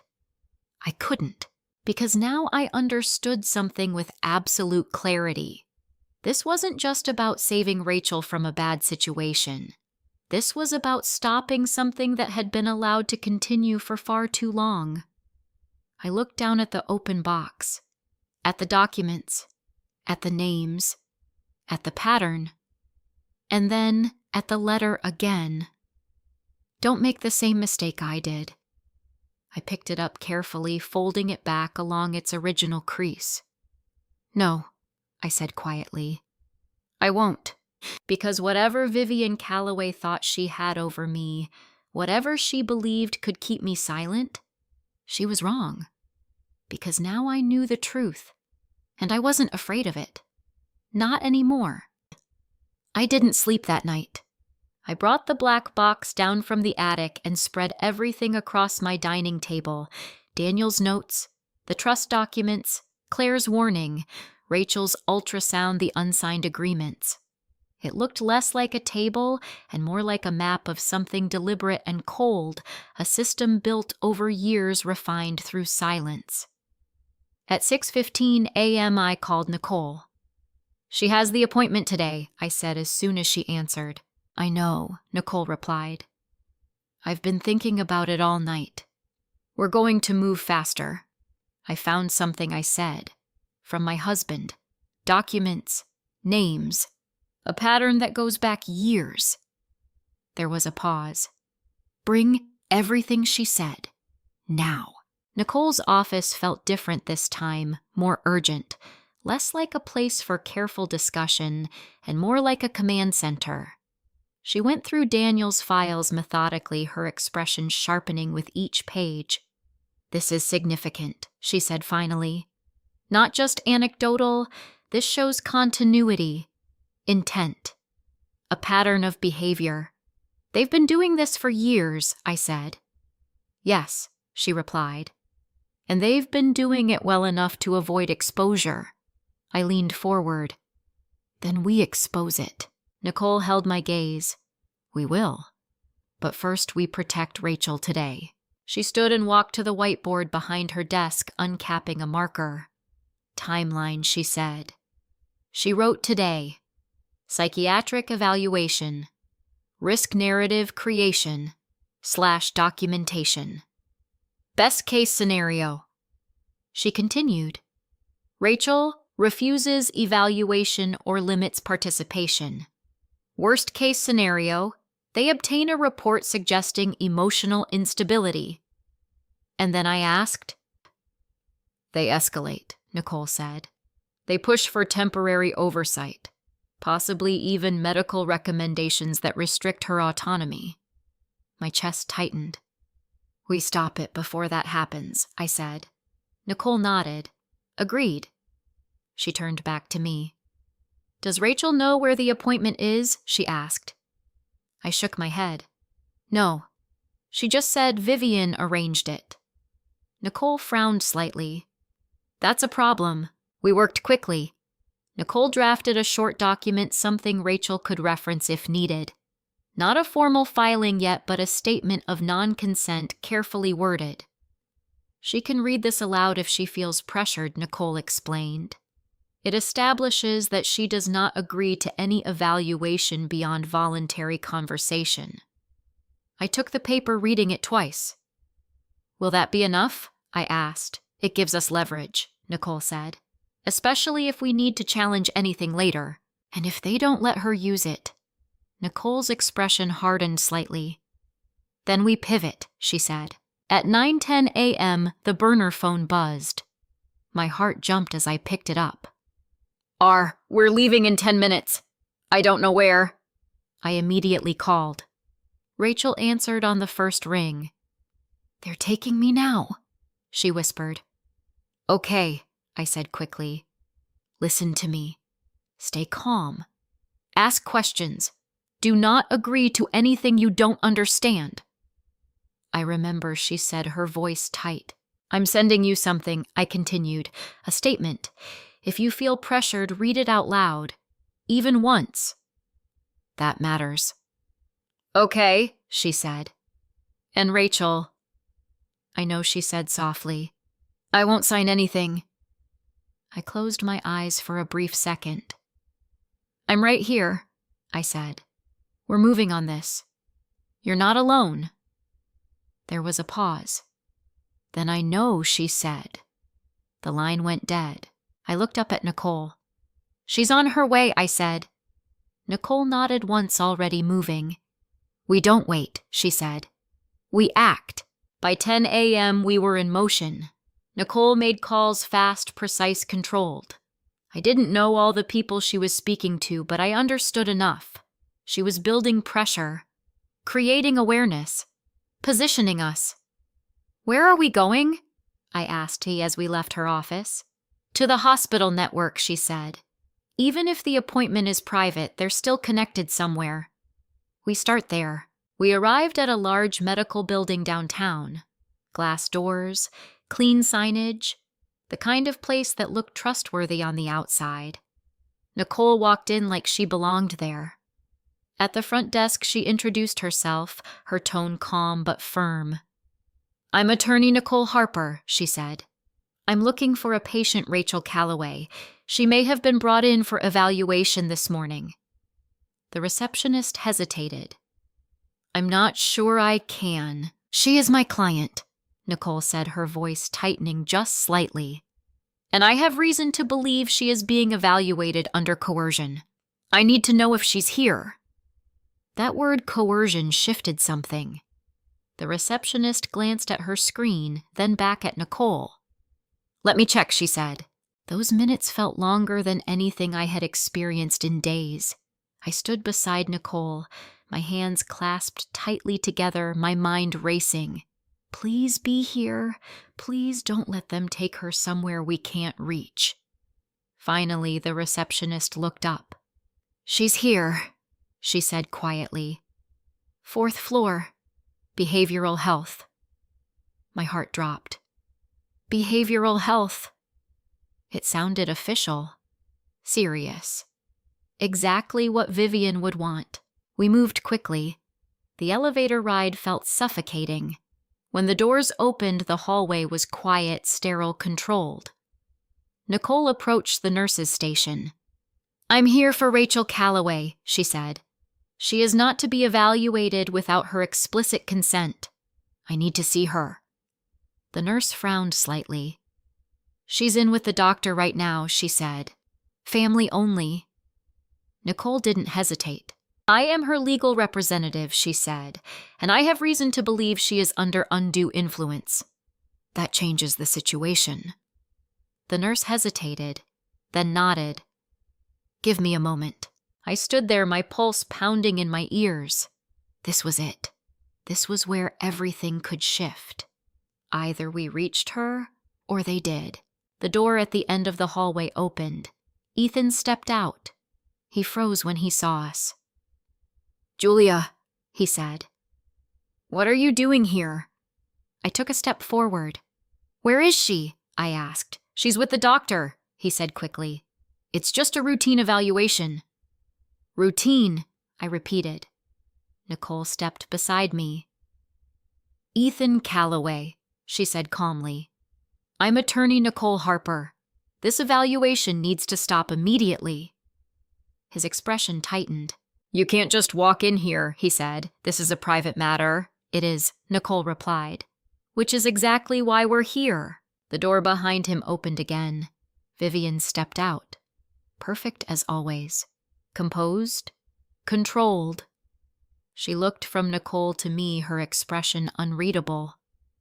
"Well," she said softly, "I see you've decided to escalate." I felt something inside me go still. "No," I said. "You did." Her eyes held mine for a long moment. Then she smiled. A slow, measured smile. "Rachel is getting the care she needs," she said. "I suggest you don't interfere." Nicole stepped forward slightly. "I suggest you reconsider," she said. "Because if this evaluation proceeds under coercion, we will challenge it immediately." Vivian's gaze shifted to her, and for the first time I saw it. Not fear, not panic, but something close to irritation. A crack. Small, but real. Inside the room, I could hear voices. Rachel's. Faint. Controlled. Answering questions. My chest tightened. "She doesn't consent to this," I said. Vivian's eyes returned to me. "She does," she said calmly. "She agreed to come." "Agreeing to come isn't the same as consenting to evaluation," Nicole said. Vivian tilted her head slightly. "That's a matter of interpretation," she replied. Nicole's voice sharpened. "Not legally, it isn't." The tension in the hallway thickened. Ethan shifted uncomfortably, his eyes moving between his mother and Nicole. "Maybe we should just—" "He started. Stay out of it, Ethan," Vivian said softly. He went silent. Of course he did. The door opened. A man in a white coat stepped out. Mid-50s. Neutral expression. Professional. "Is there a problem?" he asked. Nicole stepped forward immediately. "Yes," she said. "Rachel Calloway does not consent to any evaluation conducted under pressure or without independent support." The doctor looked between us. "I've only been asking standard questions," he said. "Then we'd like to be present," Nicole replied. A pause. Then, "Of course," he said, and just like that, the door was open. I stepped inside. Rachel was sitting in a chair, her hands clasped tightly in her lap. Her eyes met mine. And in that moment I saw it. Fear, relief, and something else. Strength. Because she had held the line. For now. The room felt too bright. That was the first thing I noticed as I stepped inside. The overhead lights were harsh, clinical, flattening everything into something that looked clean and controlled. There was a small desk, 2 chairs facing it, and a third off to the side where Rachel sat, her hands clasped so tightly her knuckles had gone pale. When she saw me, her shoulders dropped just a fraction. Not enough for anyone else to notice, but enough for me. "Mom," she said quietly. "I'm here," I replied, moving toward her. Nicole stepped in behind me, her presence steady, deliberate. "The doctor." Dr. Ellison, as his badge read, remained standing near his desk, watching us carefully. "I understand there's some concern about consent," he said, his tone measured. "There is," Nicole replied. "My client does not consent to any evaluation beyond voluntary conversation, and certainly not under external pressure." Dr. Ellison nodded slowly. "Of course." "Rachel, is that your understanding as well?" All eyes shifted to my daughter. This was the moment. Rachel swallowed her gaze, flicking briefly toward the door, toward where Vivian and Ethan stood just outside their presence, like a shadow pressing in. Then she looked back at the doctor. "Yes," she said. "I'm willing to talk. But I don't want to be evaluated or diagnosed." Her voice trembled slightly, but it held. Dr. Ellison studied her for a moment, then gave a small nod. "That's entirely your right," he said. Something inside me loosened. Not fully, but enough. The conversation that followed was careful, measured, controlled. Dr. Ellison asked general questions: how Rachel was feeling, how her pregnancy had been, whether she had been experiencing stress. Rachel answered calmly, simply, exactly the way Nicole had advised. "Yes, I've been stressed," she said at one point, "but I think that's normal." "And do you feel supported at home?" he asked. A pause. Rachel's fingers tightened slightly in her lap. "I feel monitored," she said carefully. "More than supported." The word hung in the air. Dr. Ellison's expression shifted just slightly. "Can you explain what you mean by that?" he asked. Rachel hesitated. I could see the fear rising again, pressing against her composure. Nicole stepped in gently. "Take your time," she said. "There's no rush." Rachel nodded once, then spoke. "My appointments are scheduled for me," she said. "My decisions are often redirected, and when I express concern, I'm told I'm overreacting." Her voice was steady now, clearer, stronger. I felt something swell in my chest, pride mixed with a fierce protective ache. Dr. Ellison nodded again, making a note. "Thank you for explaining that," he said. The door opened quietly. Vivian stepped inside. Of course she did. She didn't knock. She didn't ask. She simply entered as if every space belonged to her. "I trust everything is proceeding appropriately," she said, her voice smooth. Nicole turned toward her immediately. "This is a private conversation," she said. "You'll need to step outside." Vivian's smile didn't falter. "I'm her family," she replied. "And she's my client," Nicole said evenly. "That takes precedence here." For a moment, the two women stood facing each other, calm, composed, but locked in a silent contest of control. Then Dr. Ellison spoke. "Mrs. Calloway, I think it would be best if we continue this discussion without additional parties," he said. Vivian's gaze shifted to him, then back to Nicole, then finally to Rachel. For just a second, I saw it. That flicker again. Not anger, not panic, but something colder. Calculation. Then she smiled. "Of course," she said. "I only want what's best." She turned and left the room. The door closed behind her, and the air felt different immediately, lighter, less controlled. The rest of the conversation moved more freely after that. Rachel spoke more openly. Not everything, not all at once, but enough. Enough to establish something real, something that couldn't easily be twisted. Dr. Ellison listened, carefully, professionally. And when the conversation ended, he set his pen down and looked directly at Rachel. "Based on what you've shared," he said, "I don't see any indication that you are unable to make your own decisions." My breath caught. Rachel blinked as if she hadn't quite expected that.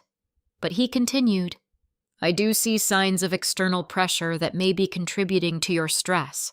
There it was, not a diagnosis, but a shift, a crack in the narrative Vivian had been trying to build. Nicole nodded slightly. "Thank you," she said. When we stepped back into the hallway, Vivian and Ethan were waiting. Of course they were. Vivian's eyes moved immediately to Rachel. "Well?" she asked. Rachel hesitated. Just for a moment. "Then I'm fine," she said. "There's no need for further evaluation." Vivian's smile held, but her eyes sharpened. "I see," she said. Ethan looked between them, uncertainty written all over his face. "Maybe we should just—" He started. "Ethan," Vivian said softly. He stopped. Again. "Always," Nicole stepped forward. "Rachel will be leaving with her mother today," she said. The words landed like a stone dropped into still water. Silence spread outward. Vivian's gaze shifted to Nicole. "I don't believe that's necessary," she said. "It is," Nicole replied. "Given the circumstances, it's the most appropriate course of action." Vivian's expression didn't change, but something in the air did. A tightening, a shift. "You're overstepping," she said. "No," Nicole replied calmly.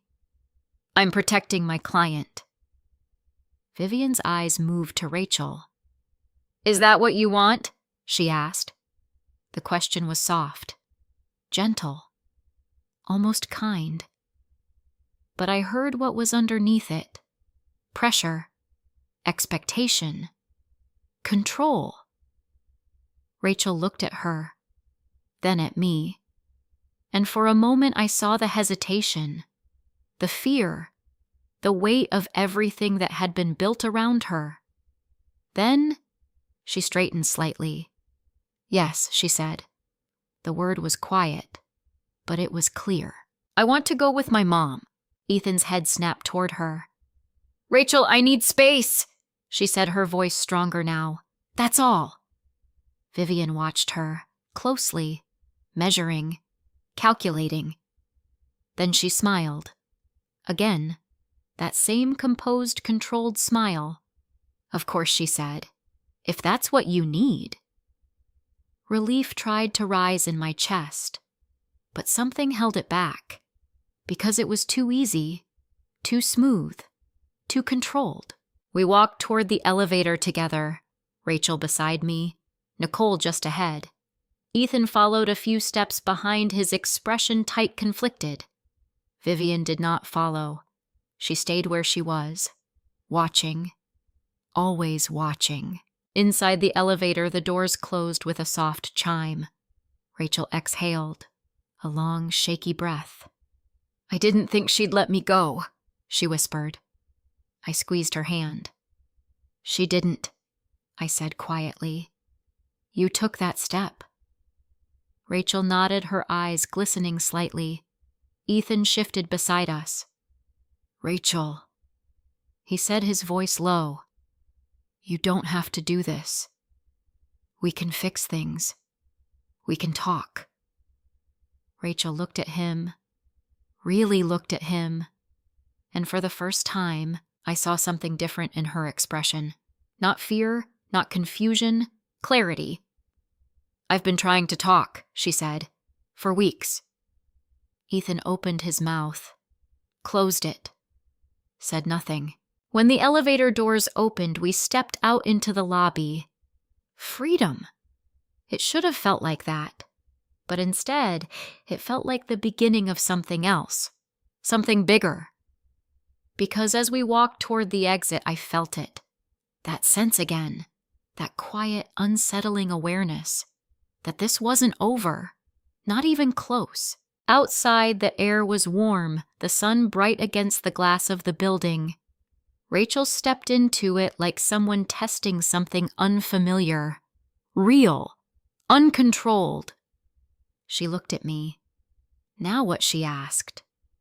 I met her gaze, and for the first time since this began, I didn't hesitate. "Now," I said, "we make sure they can't take this back." Rachel nodded slowly, and together, we walked toward the car. But as we did, I couldn't shake the feeling that somewhere behind us, Vivian Calloway was already planning her next move. The first night Rachel stayed at my house, she didn't sleep. Not really. She lay in the guest room, though we both knew it had never truly been a guest room. It had been hers once before she moved out, before marriage, before everything shifted into something I could no longer recognize. The walls were still a soft, pale blue, the same color she'd chosen in college. The bookshelf still held a few of her old novels, the spines worn from years of rereading. But Rachel herself, she didn't belong to that version of the room anymore. I found her sitting on the edge of the bed sometime after midnight, her hands folded tightly in her lap, her eyes fixed on nothing. "You should try to rest," I said gently from the doorway. She shook her head without looking at me. "I keep listening," she whispered. "For what I asked." "For footsteps," she said. "For someone opening the door." My chest tightened. "They're not here," I said softly. "You're safe." She nodded, but her body didn't believe it yet. The next morning, Nicole came over. Not to the office this time. To my house. She arrived early, dressed sharply as always, carrying a slim folder and a look that told me we were no longer just reacting. We were moving forward. Rachel sat at the kitchen table, a mug of tea in front of her she hadn't touched. Nicole took the seat across from her. "Rachel," she said, her tone calm but direct. "I need to go over what happens next." Rachel nodded slowly. Nicole laid everything out clearly, no softening, no vague reassurances. "This doesn't end because you left the house," she said. "In some ways, it's just beginning." Rachel's fingers tightened around the edge of the table. "I figured," she said quietly. "Vivian will respond," Nicole continued. "And she'll do it in a way that looks reasonable from the outside. How I asked." Nicole met my eyes. "She'll reframe this," she said, "as concern, as care, as a situation where a pregnant woman is being influenced, possibly even manipulated by her mother." The words landed hard. "So she turns it back on me," I said. "Yes," Nicole replied. "And if she does it well, she can make it look like you're destabilizing Rachel." Rachel looked between us. "That's what she always does," she said softly. "She never sounds angry. She just explains things." "I know," I said. Nicole nodded. "That's why we move first," she said. "What does that mean?" Rachel asked. "It means we establish your position clearly," Nicole said, "before she has the chance to define it for you." Rachel swallowed. "And how do we do that?" Nicole opened the folder. "Documentation," she said. "Statements. Evidence. A timeline of what's happened." Rachel's eyes flickered slightly. "All of it?" she asked. "As much as you can recall," Nicole said. "Dates, conversations, moments where you felt pressured or monitored. Even small things." Rachel nodded slowly. "I can do that," she said. We spent the next few hours building that timeline. It started with the obvious: the move into the Calloway house, the subtle shift in control, appointments being scheduled, decisions being redirected. But then, it went deeper. Rachel began to remember things she hadn't even registered as important before. Vivian would correct how I spoke, she said at one point. Not directly. Just rephrase what I said in a more appropriate way. Nicole wrote it down. "What else?" she asked. "She started keeping track of what I ate," Rachel added. At first it sounded like concern, but then it became rules. Another note. "And Ethan," Nicole asked. Rachel hesitated. "He would agree with her," she said, "even when I could tell he didn't want to." "Did he ever oppose her?"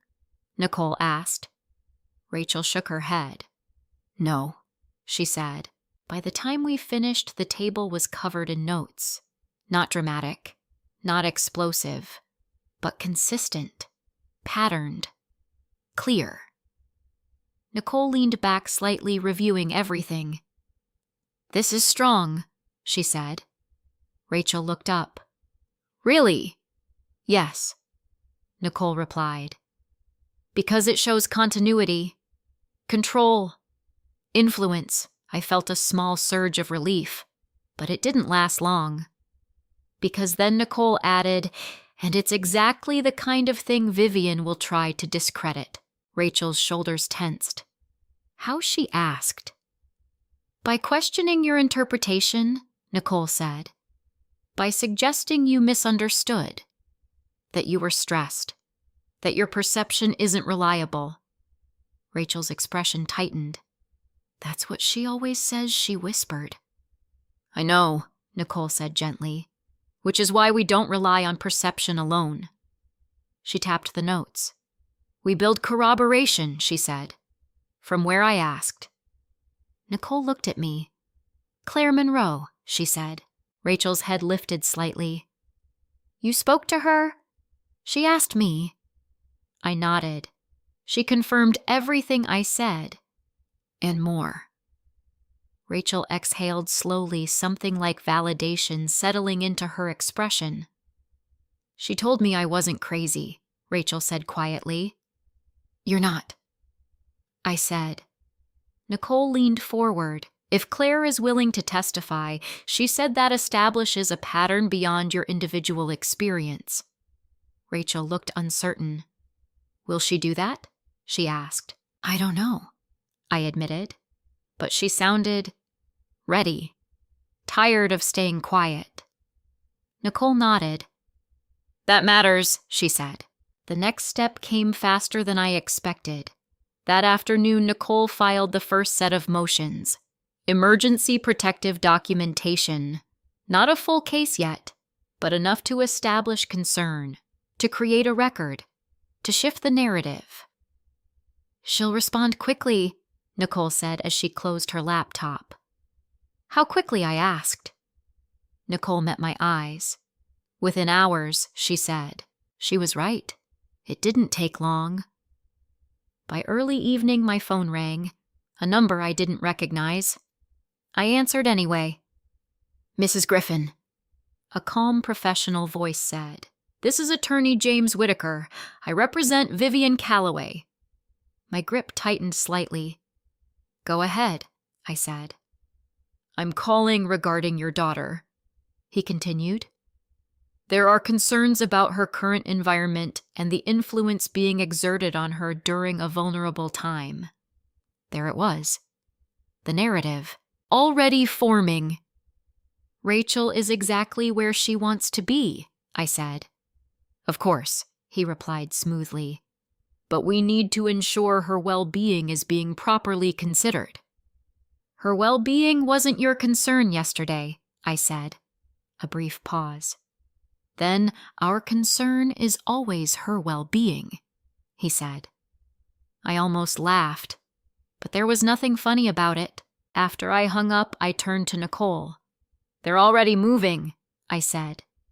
Nicole nodded. I told you they would, she replied. Rachel sat quietly at the table, her expression tight. What did he say, she asked. That they're concerned about you? I said. Rachel let out a small, humorless breath.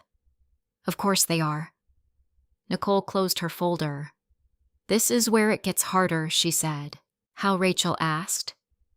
Public perception, Nicole said. Community influence. Reputation. Rachel frowned slightly. What do you mean? Nicole looked at both of us. Vivian is respected, she said. Charitable. Connected. People trust her. I felt that truth settle heavily in the room. And me? Rachel asked. Nicole's expression softened just slightly. You're a young pregnant woman who just left your husband's home, she said. They'll frame that as instability if they can. Rachel looked down at her hands. So they'll make me look like the problem, she said. Yes, Nicole replied. That night the shift became real. Messages, calls, subtle at first. A neighbor asking if everything was okay. A church acquaintance checking in with unusual concern. Word was spreading, quietly, carefully, exactly the way Vivian would want it to. I stood in my kitchen watching Rachel sit at the table, her shoulders slightly hunched, her expression distant. They're already doing it, I said. Nicole nodded. This is the pressure phase, she said. Rachel looked up at us. What if people believe her? She asked. The question hung in the air, heavy, real. Nicole didn't hesitate. Some will, she said. Rachel's face fell slightly. But that's not what matters, Nicole continued. Rachel looked at her. What matters, Nicole said, is what we can prove. Silence settled over the room. Then Rachel straightened slightly. Not dramatically, not all at once, but enough. Enough to show something had shifted. I'm not going back there, she said. Her voice was quiet, but steady. I felt something rise in my chest. Pride. Relief. Strength. Good, Nicole said. Rachel looked at both of us. Then we fight this, she added. And for the first time, she didn't sound afraid. She sounded ready. But as I stood there watching my daughter take that step, I couldn't ignore the feeling building beneath it all. Because Vivian Calloway hadn't lost control, not yet. She had simply changed the battlefield, and the next move was already coming. The hearing was scheduled faster than I expected. Emergency motions move quickly. Nicole had said the night before, her tone calm but precise. And Vivian's attorney pushed for an immediate response. That tells us something. That she's worried, I asked. Nicole had shaken her head slightly. That she wants to control the timing, she replied. Which means we don't let her. The courthouse in Charleston was exactly what you'd expect. Tall columns, polished floors, the quiet echo of footsteps and low voices carrying through long hallways. Everything about it felt official structure designed to make you aware that what happened inside these walls mattered. Rachel walked beside me, her hand lightly resting against her stomach without even realizing it. Protective. Instinctive. Her eyes were steady, but I could see the tension in the way her shoulders held just a little too tight. You're doing good, I said quietly. She nodded once. I know what this is now, she said. That alone was a victory. Vivian was already there. Of course she was. Standing near the far end of the hallway, speaking with her attorney, James Whitaker, I assumed her posture flawless, her expression composed. She wore a soft cream suit, understated, but expensive, the kind of outfit that didn't try to impress, but did anyway. People noticed her, not because she demanded attention, but because she carried it like something natural, like something earned. When her eyes found us, she smiled, polite, measured, as if we were meeting for lunch, not walking into a courtroom battle. Julia, she said when we approached, her voice warm enough to pass for genuine. I didn't return the smile. Vivian, I said. Her gaze shifted to Rachel. My dear, she said softly. You look tired. This has all been so stressful for you. Rachel didn't respond, didn't step closer, didn't soften. She simply stood there. And that silence spoke louder than anything she could have said. Whitaker stepped forward, extending a hand toward Nicole. Attorney Harper, he said. I've heard a great deal about you. Nicole shook his hand briefly. Likewise, she replied. There was a brief pause, a quiet exchange of recognition between professionals who understood exactly what kind of fight this was. Then Whitaker turned to me. Mrs. Griffin, he said, I hope we can resolve this in a way that prioritizes Rachel's well-being. I met his gaze. That's all I've ever wanted, I said. He smiled slightly. I'm sure you believe that, he replied. The courtroom itself was smaller than I expected. No jury, just a judge, a clerk, and the four of us positioned on opposite sides like pieces on a board. Rachel sat beside Nicole. I sat just behind her. Vivian and Whitaker across from us. Ethan.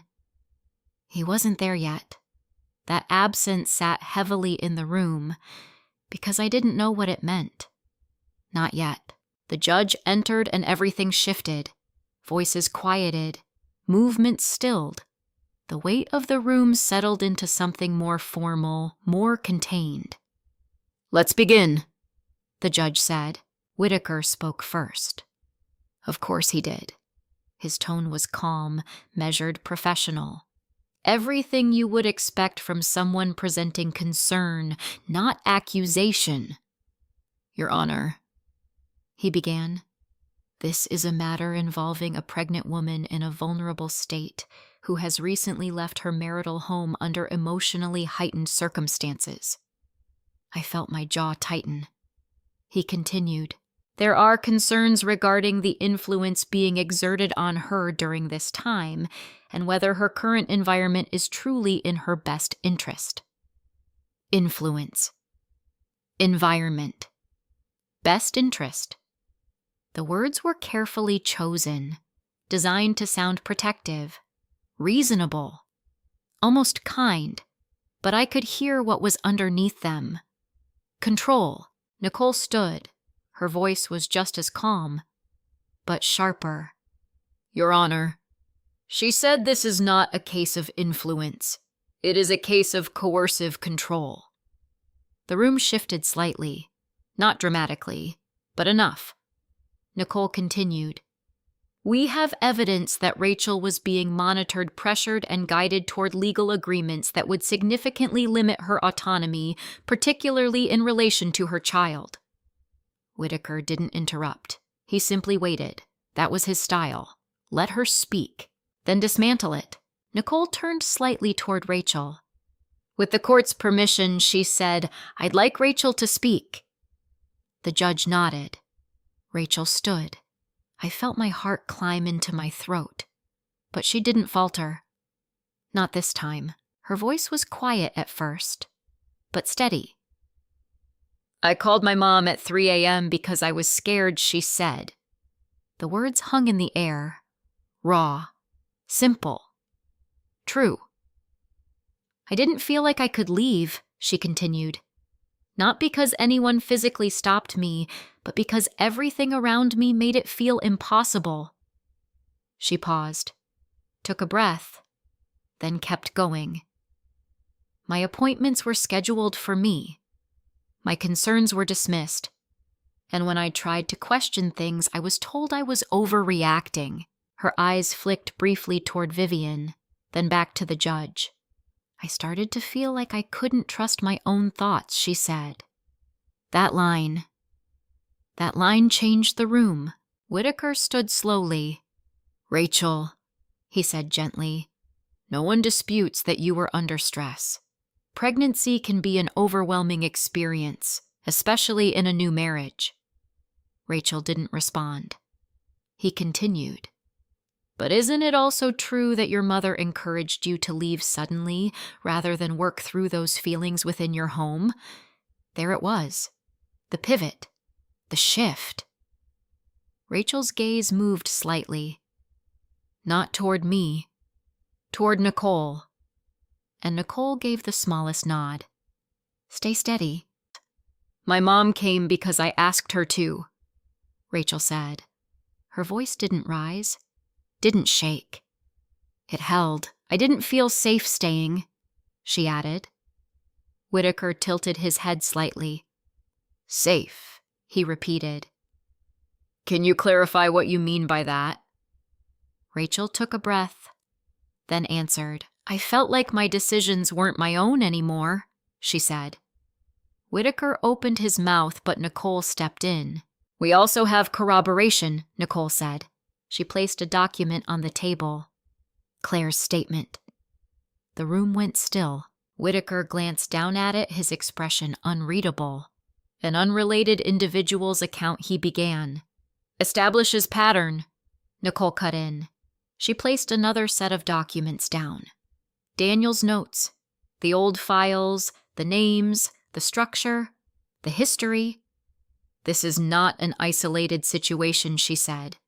"This is a consistent behavioral pattern spanning multiple individuals over time." The judge leaned forward slightly. Interested now. Engaged. The shift was happening. Then, the door opened, and Ethan walked in. Late, out of breath. Eyes scanning the room. He froze when he saw Rachel. Then Vivian. Then the judge. "Sorry, Your Honor," he said quickly. There was... "Take your seat," the judge said. Ethan sat beside Vivian, but something about him felt different. Off. Unsteady. Whitaker resumed. "Your Honor, he said we must be careful not to conflate interpretation with fact. Emotional distress, particularly during pregnancy, can lead to perceptions that I'd like to speak," Ethan said suddenly. The room went silent. Vivian turned her head slowly toward him. "Ethan," she said quietly. But he didn't look at her. He looked at the judge. "There are things I didn't say before," he said. His voice wasn't steady, but it was real. "I didn't stop my mother when I should have," he continued. "I let her handle things. I let her make decisions. And I told myself it was normal." Vivian's posture didn't change, but I could feel the shift beside her, like something tightening. Ethan swallowed. "There were financial things too," he added. "Trust allocations. Payments. I didn't question them. I didn't want to." Nicole's eyes sharpened. Whitaker's expression changed, just slightly. And Vivian, for the first time, didn't smile. Ethan looked at Rachel. "I'm sorry," he said. Then back at the judge. "This isn't just about stress," he said. "It's about control." And I let it happen. The silence that followed was different, heavier, more final. The judge leaned back slightly, considering everything, then spoke. "Based on what has been presented," she said, "I find sufficient cause to grant temporary protective measures." My breath caught. Rachel's hand tightened in mine. "Rachel will retain full autonomy over her medical and personal decisions," the judge continued. "Any further evaluation must be conducted independently and with her explicit consent." She looked toward Vivian. "There will be no unsupervised influence or interference." Vivian said nothing, but her eyes burned, cold, controlled, and something else, something darker. As the hearing ended, the room began to shift again. People moved, papers gathered, voices returned. But I stayed where I was for a moment, watching, feeling, understanding, because we had won something. Yes, but not everything. Not yet. As we stepped out into the hallway, Rachel exhaled slowly. "We did it," she said. I nodded. "Yes," I said, but my gaze drifted to Vivian, standing across the room, watching us, not defeated, not broken, just adjusting, recalculating, planning. And in that moment I knew this wasn't the end. It was the beginning of the part where she would fight back. The judge's order gave us breathing room. Not safety, Nicole made that clear the moment we stepped out of the courthouse, but room to move, to think, to plan, without someone standing behind Rachel's shoulder measuring every word she spoke. "Temporary protection isn't the same as resolution," Nicole said as we walked toward the parking lot. "It buys time. That's all." "I'll take time," I replied. Rachel said nothing. She walked beside me, quiet, her hand resting lightly on her stomach again. The tension in her shoulders had eased just a fraction, but it hadn't disappeared. Not yet. The next few days were strange, quiet on the surface, but beneath that quiet, everything felt charged. Rachel stayed at my house. She moved through the rooms slowly, like someone relearning space. Sometimes she'd pause in a doorway as if expecting to be told where she should go next.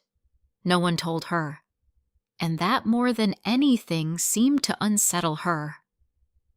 You can sit anywhere you want, I told her once gently. She gave a small, uncertain smile.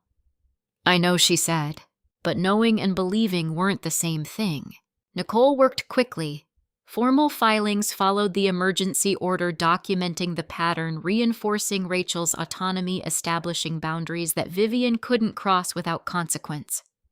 Claire agreed to provide a sworn statement. Helen continued digging into financial records, tracing connections that had once seemed invisible, but now formed a line straight through everything Vivian had built. And slowly, the narrative began to shift. Not everywhere, not completely, but enough. People started asking different questions. Quietly, carefully. But they were asking. Vivian didn't contact us directly. Not once. No calls, no messages, no confrontations. At first, that silence felt like relief. Then I understood what it really was. Strategy. She wasn't retreating. She was repositioning. Ethan called on the third day. I answered because Rachel was in the other room, and I wanted to know what he would say before she had to hear it. Julia, he said, his voice low, strained. Can I talk to her? She'll decide that, I replied. What do you want? A pause. Then I want to fix this, he said. The words sounded familiar. Too familiar. You had time to fix it, I said. I didn't understand. He insisted. Not fully. Not until you were in a courtroom, I finished. Silence. Heavy. I know that's not enough, he said finally. But I'm trying now. I closed my eyes briefly. Trying isn't the same as doing, I said. I know, he replied. Can I at least talk to her? I hesitated.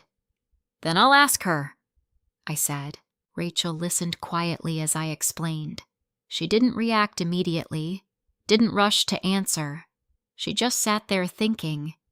Then she nodded once. I'll talk to him, she said. They met in the living room. I stayed in the kitchen close enough to hear if something shifted far enough to give her space. At first, their voices were low, measured, careful. Then Ethan's voice rose slightly, not loud, but urgent. I didn't know how far she would go, he said. Rachel's reply was quieter. You didn't want to know, she said. A pause. Then, that's not fair, he said. It is, Rachel replied. Because I told you something was wrong. More than once. I leaned against the counter, my hands still. You always said we should trust her, Rachel continued. That she had experience, that she knew what she was doing. She's my mother, Ethan said. And I'm your wife, Rachel answered. The words landed hard. Even from the next room, silence followed. Then Ethan spoke again, softer this time. I'm trying to do better, he said. Rachel didn't respond right away. When she did, her voice had changed. Not angry, not emotional, clear. I don't need you to try, she said. I need you to be someone who would have stopped it. Another pause, longer this time. I can be that person, Ethan said. Rachel exhaled slowly. No, she said. The word was gentle, but final. I stepped closer to the doorway, then not enough to interrupt, but enough to see her face. She was calm, steady, grounded in a way I hadn't seen since before the wedding. I'm not leaving because I'm scared anymore, she said. I'm leaving because I understand. Ethan looked at her, something breaking behind his eyes. You're ending this? He asked. Rachel nodded. Yes, she said. He sat there for a moment, absorbing it. Then he stood, not abruptly, not dramatically, just slowly.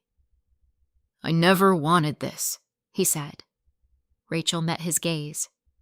"But you allowed it," she replied. He didn't argue, didn't defend himself. He just nodded and walked toward the door. When he passed me in the hallway, he stopped. "I'm sorry," he said quietly. I looked at him, really looked, at the man who had stood in that doorway days ago and told me my daughter was overreacting, at the man who had watched everything unfold and done nothing. "Sorry doesn't change what happened," I said. "I know," he replied. Then he left. The door closed behind him, and something in the house shifted, not dramatically, but deeply. Rachel stood in the living room, still, her arms wrapped loosely around herself. I walked over slowly. "You okay?" I asked. She nodded. "Yes," she said.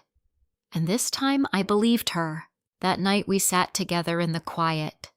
No television, no distractions, just the soft hum of the house around us. "I kept thinking if I just adjusted enough it would get better," Rachel said after a while. I didn't interrupt. I thought if I was calmer, more agreeable, more understanding, then it would stop feeling so wrong, she continued. "But it didn't," I said gently. She shook her head. "No," she said. "It just made it easier for them." I reached for her hand. "You saw it," I said. "That's what matters." She nodded slowly. "I didn't. At first," she admitted. "Not clearly. But once I did." She trailed off. "You couldn't unsee it," I finished. She gave a small, tired smile. "Exactly." We sat in silence for a moment. Then Rachel looked at me. "Do you think she'll stop?" she asked. I didn't answer right away, because I knew the truth, and it wasn't simple. "No," I said finally. Rachel nodded as if she had expected that. "Then what happens next?" she asked. I squeezed her hand gently. "Next," I said, "we make sure she can't control the outcome anymore." Rachel leaned back slightly, her eyes closing for just a second. When she opened them again, there was something different there. Not fear, not uncertainty, strength. "I'm not going back," she said. "I know," I replied. "And I'm not letting her near my child," she added. The words were firm, protective, final. I smiled softly. "That's how it starts," I said. Rachel tilted her head slightly. "What does breaking it?" I replied. But as the night settled in around us, quiet and calm on the surface, I couldn't ignore the truth that lingered beneath it. Vivian Calloway hadn't lost. Not yet. She had been stopped, redirected, contained, but not defeated. And someone like her didn't disappear, didn't surrender, didn't accept losing control without a response. Somewhere in a house that still looked perfect from the outside, she was thinking, planning, waiting. And I knew the next move wouldn't be subtle. It wouldn't be quiet. It would be direct, calculated, and meant to take back everything we had just fought for. I looked at Rachel sitting beside me, her hand resting protectively over her stomach, then out into the darkness beyond the window. And I felt it again. That steady, unshakable certainty. We had crossed a line. There was no going back, only forward, and whatever came next, we would be ready for it. Grace arrived on a quiet Thursday morning just after sunrise. There was no drama in the delivery room, no chaos, no raised voices, no one standing at the edge of the bed trying to direct the moment. Just Rachel breathing through each contraction, Nicole's arrangements having ensured an independent care team, and me holding her hand the way I had when she was small and afraid of thunderstorms. When Grace finally cried, it wasn't loud, it was clear, steady, like a declaration. Rachel laughed through her tears. She sounds certain, she said. Just like her mother, I told her. They placed the baby against Rachel's chest, and everything else, the hearings, the threats, the weeks of pressure, fell into the background. For a long moment, there was only the soft rhythm of breath and the small, miraculous weight of a new life choosing to stay. Rachel looked at me over Grace's head. "We did it," she whispered. "Yes," I said. "You did." The weeks that followed were quieter than I expected, though not without their shadows. Vivian did not appear at the hospital. There were no dramatic scenes, no last-minute attempts to intervene. Nicole had anticipated that. She won't come where the rules are clear, she'd said. She prefers places she can define. Instead, Vivian's presence lingered at a distance through formal notices, through attorneys, through carefully worded communications that never crossed the line Nicole had drawn but always pressed against it. An investigation opened into the medical referrals connected to the Callaways quietly at first, then with more structure as Helen's findings were folded into the record. Names surfaced, patterns aligned. Nothing resolved overnight, but the machinery had begun to turn. Ethan called once 2 weeks after Grace was born. I answered, stepping into the hallway so Rachel wouldn't have to hear it unless she chose to. "I heard she's here," he said. His voice sounded thinner now, like it had lost whatever confidence had once held it together. "She is," I replied. Is she okay?" he asked. "She's healthy," I said. "Rachel is too." A pause. "I'd like to see them," he said. "That's not my decision," I answered. "And you know what Rachel said?" "I know," he said. I thought maybe things would be different now I finished."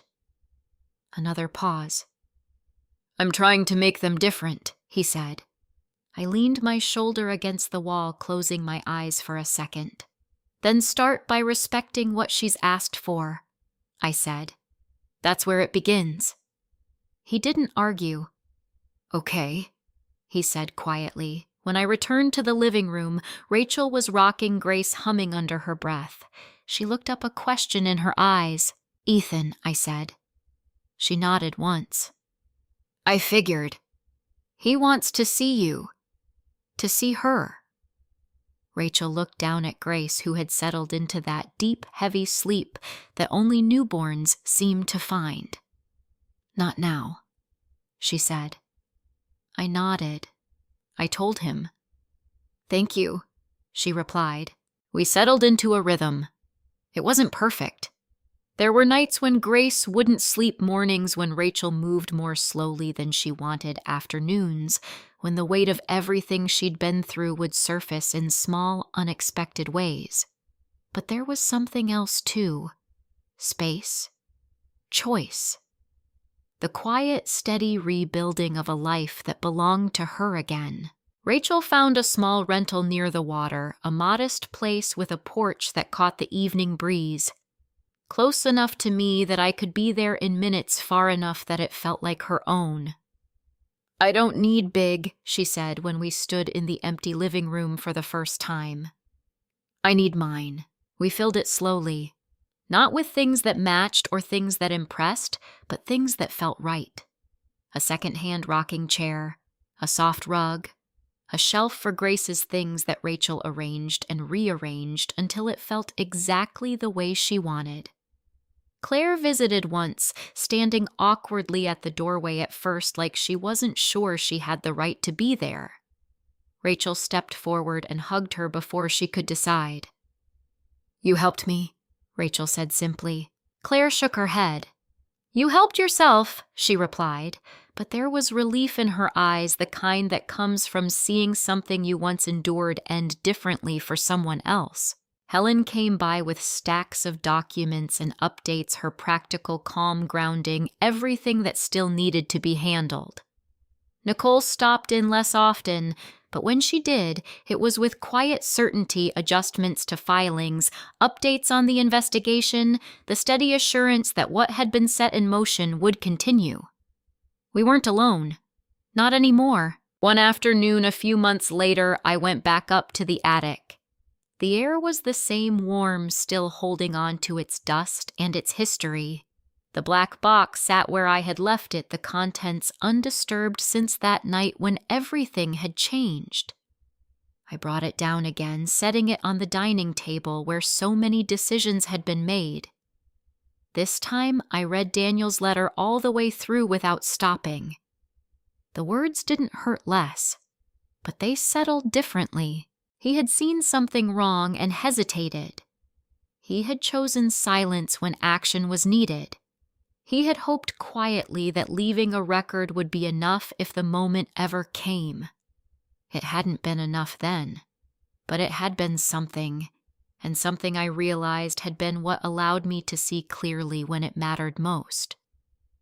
"I wish you'd told me," I said softly, the empty room offering no answer. But I also understood that wishing didn't change what had been done. Only what we did next mattered. I folded the letter carefully and placed it back in the box, not hidden, not locked away, but kept. Not as a secret, but as a reminder. That evening, Rachel and I sat on her porch while Grace slept inside. The sun was low, painting the sky in soft colors that made everything feel slower, quieter. Rachel leaned back in her chair, her eyes following the line of the horizon. "Do you think about that night?" she asked. "Which part?" I replied. "The call," she said. 3 a.m. I smiled faintly. "I don't think I'll ever forget it." She nodded. "Me neither." A pause. Then she turned to look at me. "Did you come because you knew something was wrong?" she asked. "Or because I asked?" I met her gaze, and I told her the truth. At 3 a.m, I said there's no difference. Rachel held my eyes for a moment longer. Then she smiled. Not the careful, controlled smile I had seen in the Calloway house. A real one. Soft. Certain. Inside, Grace stirred a small sound drifting through the open window. Rachel stood immediately, instinct pulling her toward the door.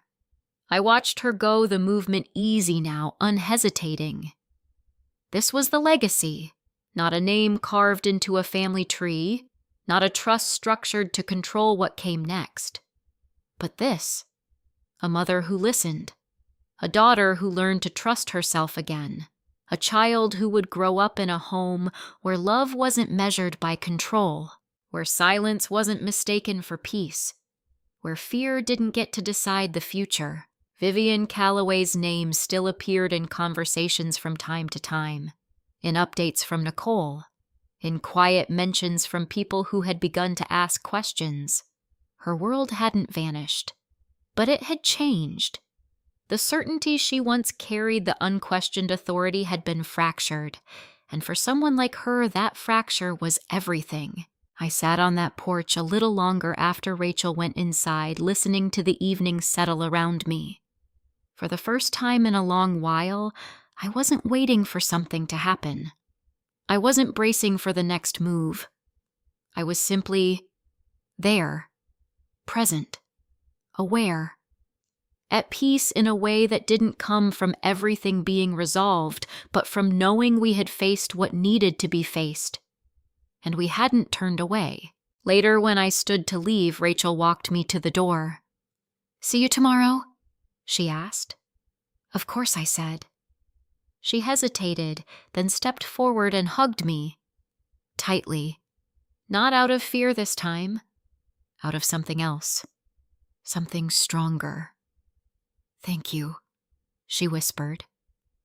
I held her just as tightly. "Always," I said. And as I drove home, the memory of that first call, her voice breaking in the dark, the urgency, the fear felt different. It was still there, still real. But it wasn't the end of the story anymore. It was the beginning of the moment everything changed. Because one call, one decision, one refusal to ignore what felt wrong, had been enough to break something that had been quietly holding for far too long. And in its place, we built something better, something honest, something that would last. After everything that happened, I kept coming back to one simple truth. The most dangerous situations are often the ones that don't look dangerous at all. There were no bruises to point to, no shouting neighbors, no obvious signs that something was wrong. What Rachel faced was something quieter, controlled, dressed up as care pressure, disguised as protection, and decisions made for her in the name of what was best. And that's what makes it so easy to miss, so easy to excuse, so easy to stay silent about. But silence is exactly what allows it to continue. If there's one lesson I've learned through all of this, it's that instinct matters, especially when it comes to the people we love. That uneasy feeling, that moment when something doesn't sit right. It deserves attention. It deserves action. And sometimes it takes courage not just to see the truth, but to act on it when it would be easier to look away. Rachel found that courage. And because she did, her daughter will grow up in a world where her voice matters from the very beginning. So I want to ask you, what would you have done if you received that call at 3 a.m.? Would you have knocked on that door or walked away? Tell me in the comments. I read every single one, and if stories like this matter to you, stories about family truth and the strength it takes to stand up when something feels wrong, please take a moment to like this video and subscribe. You never know who might need to hear it next.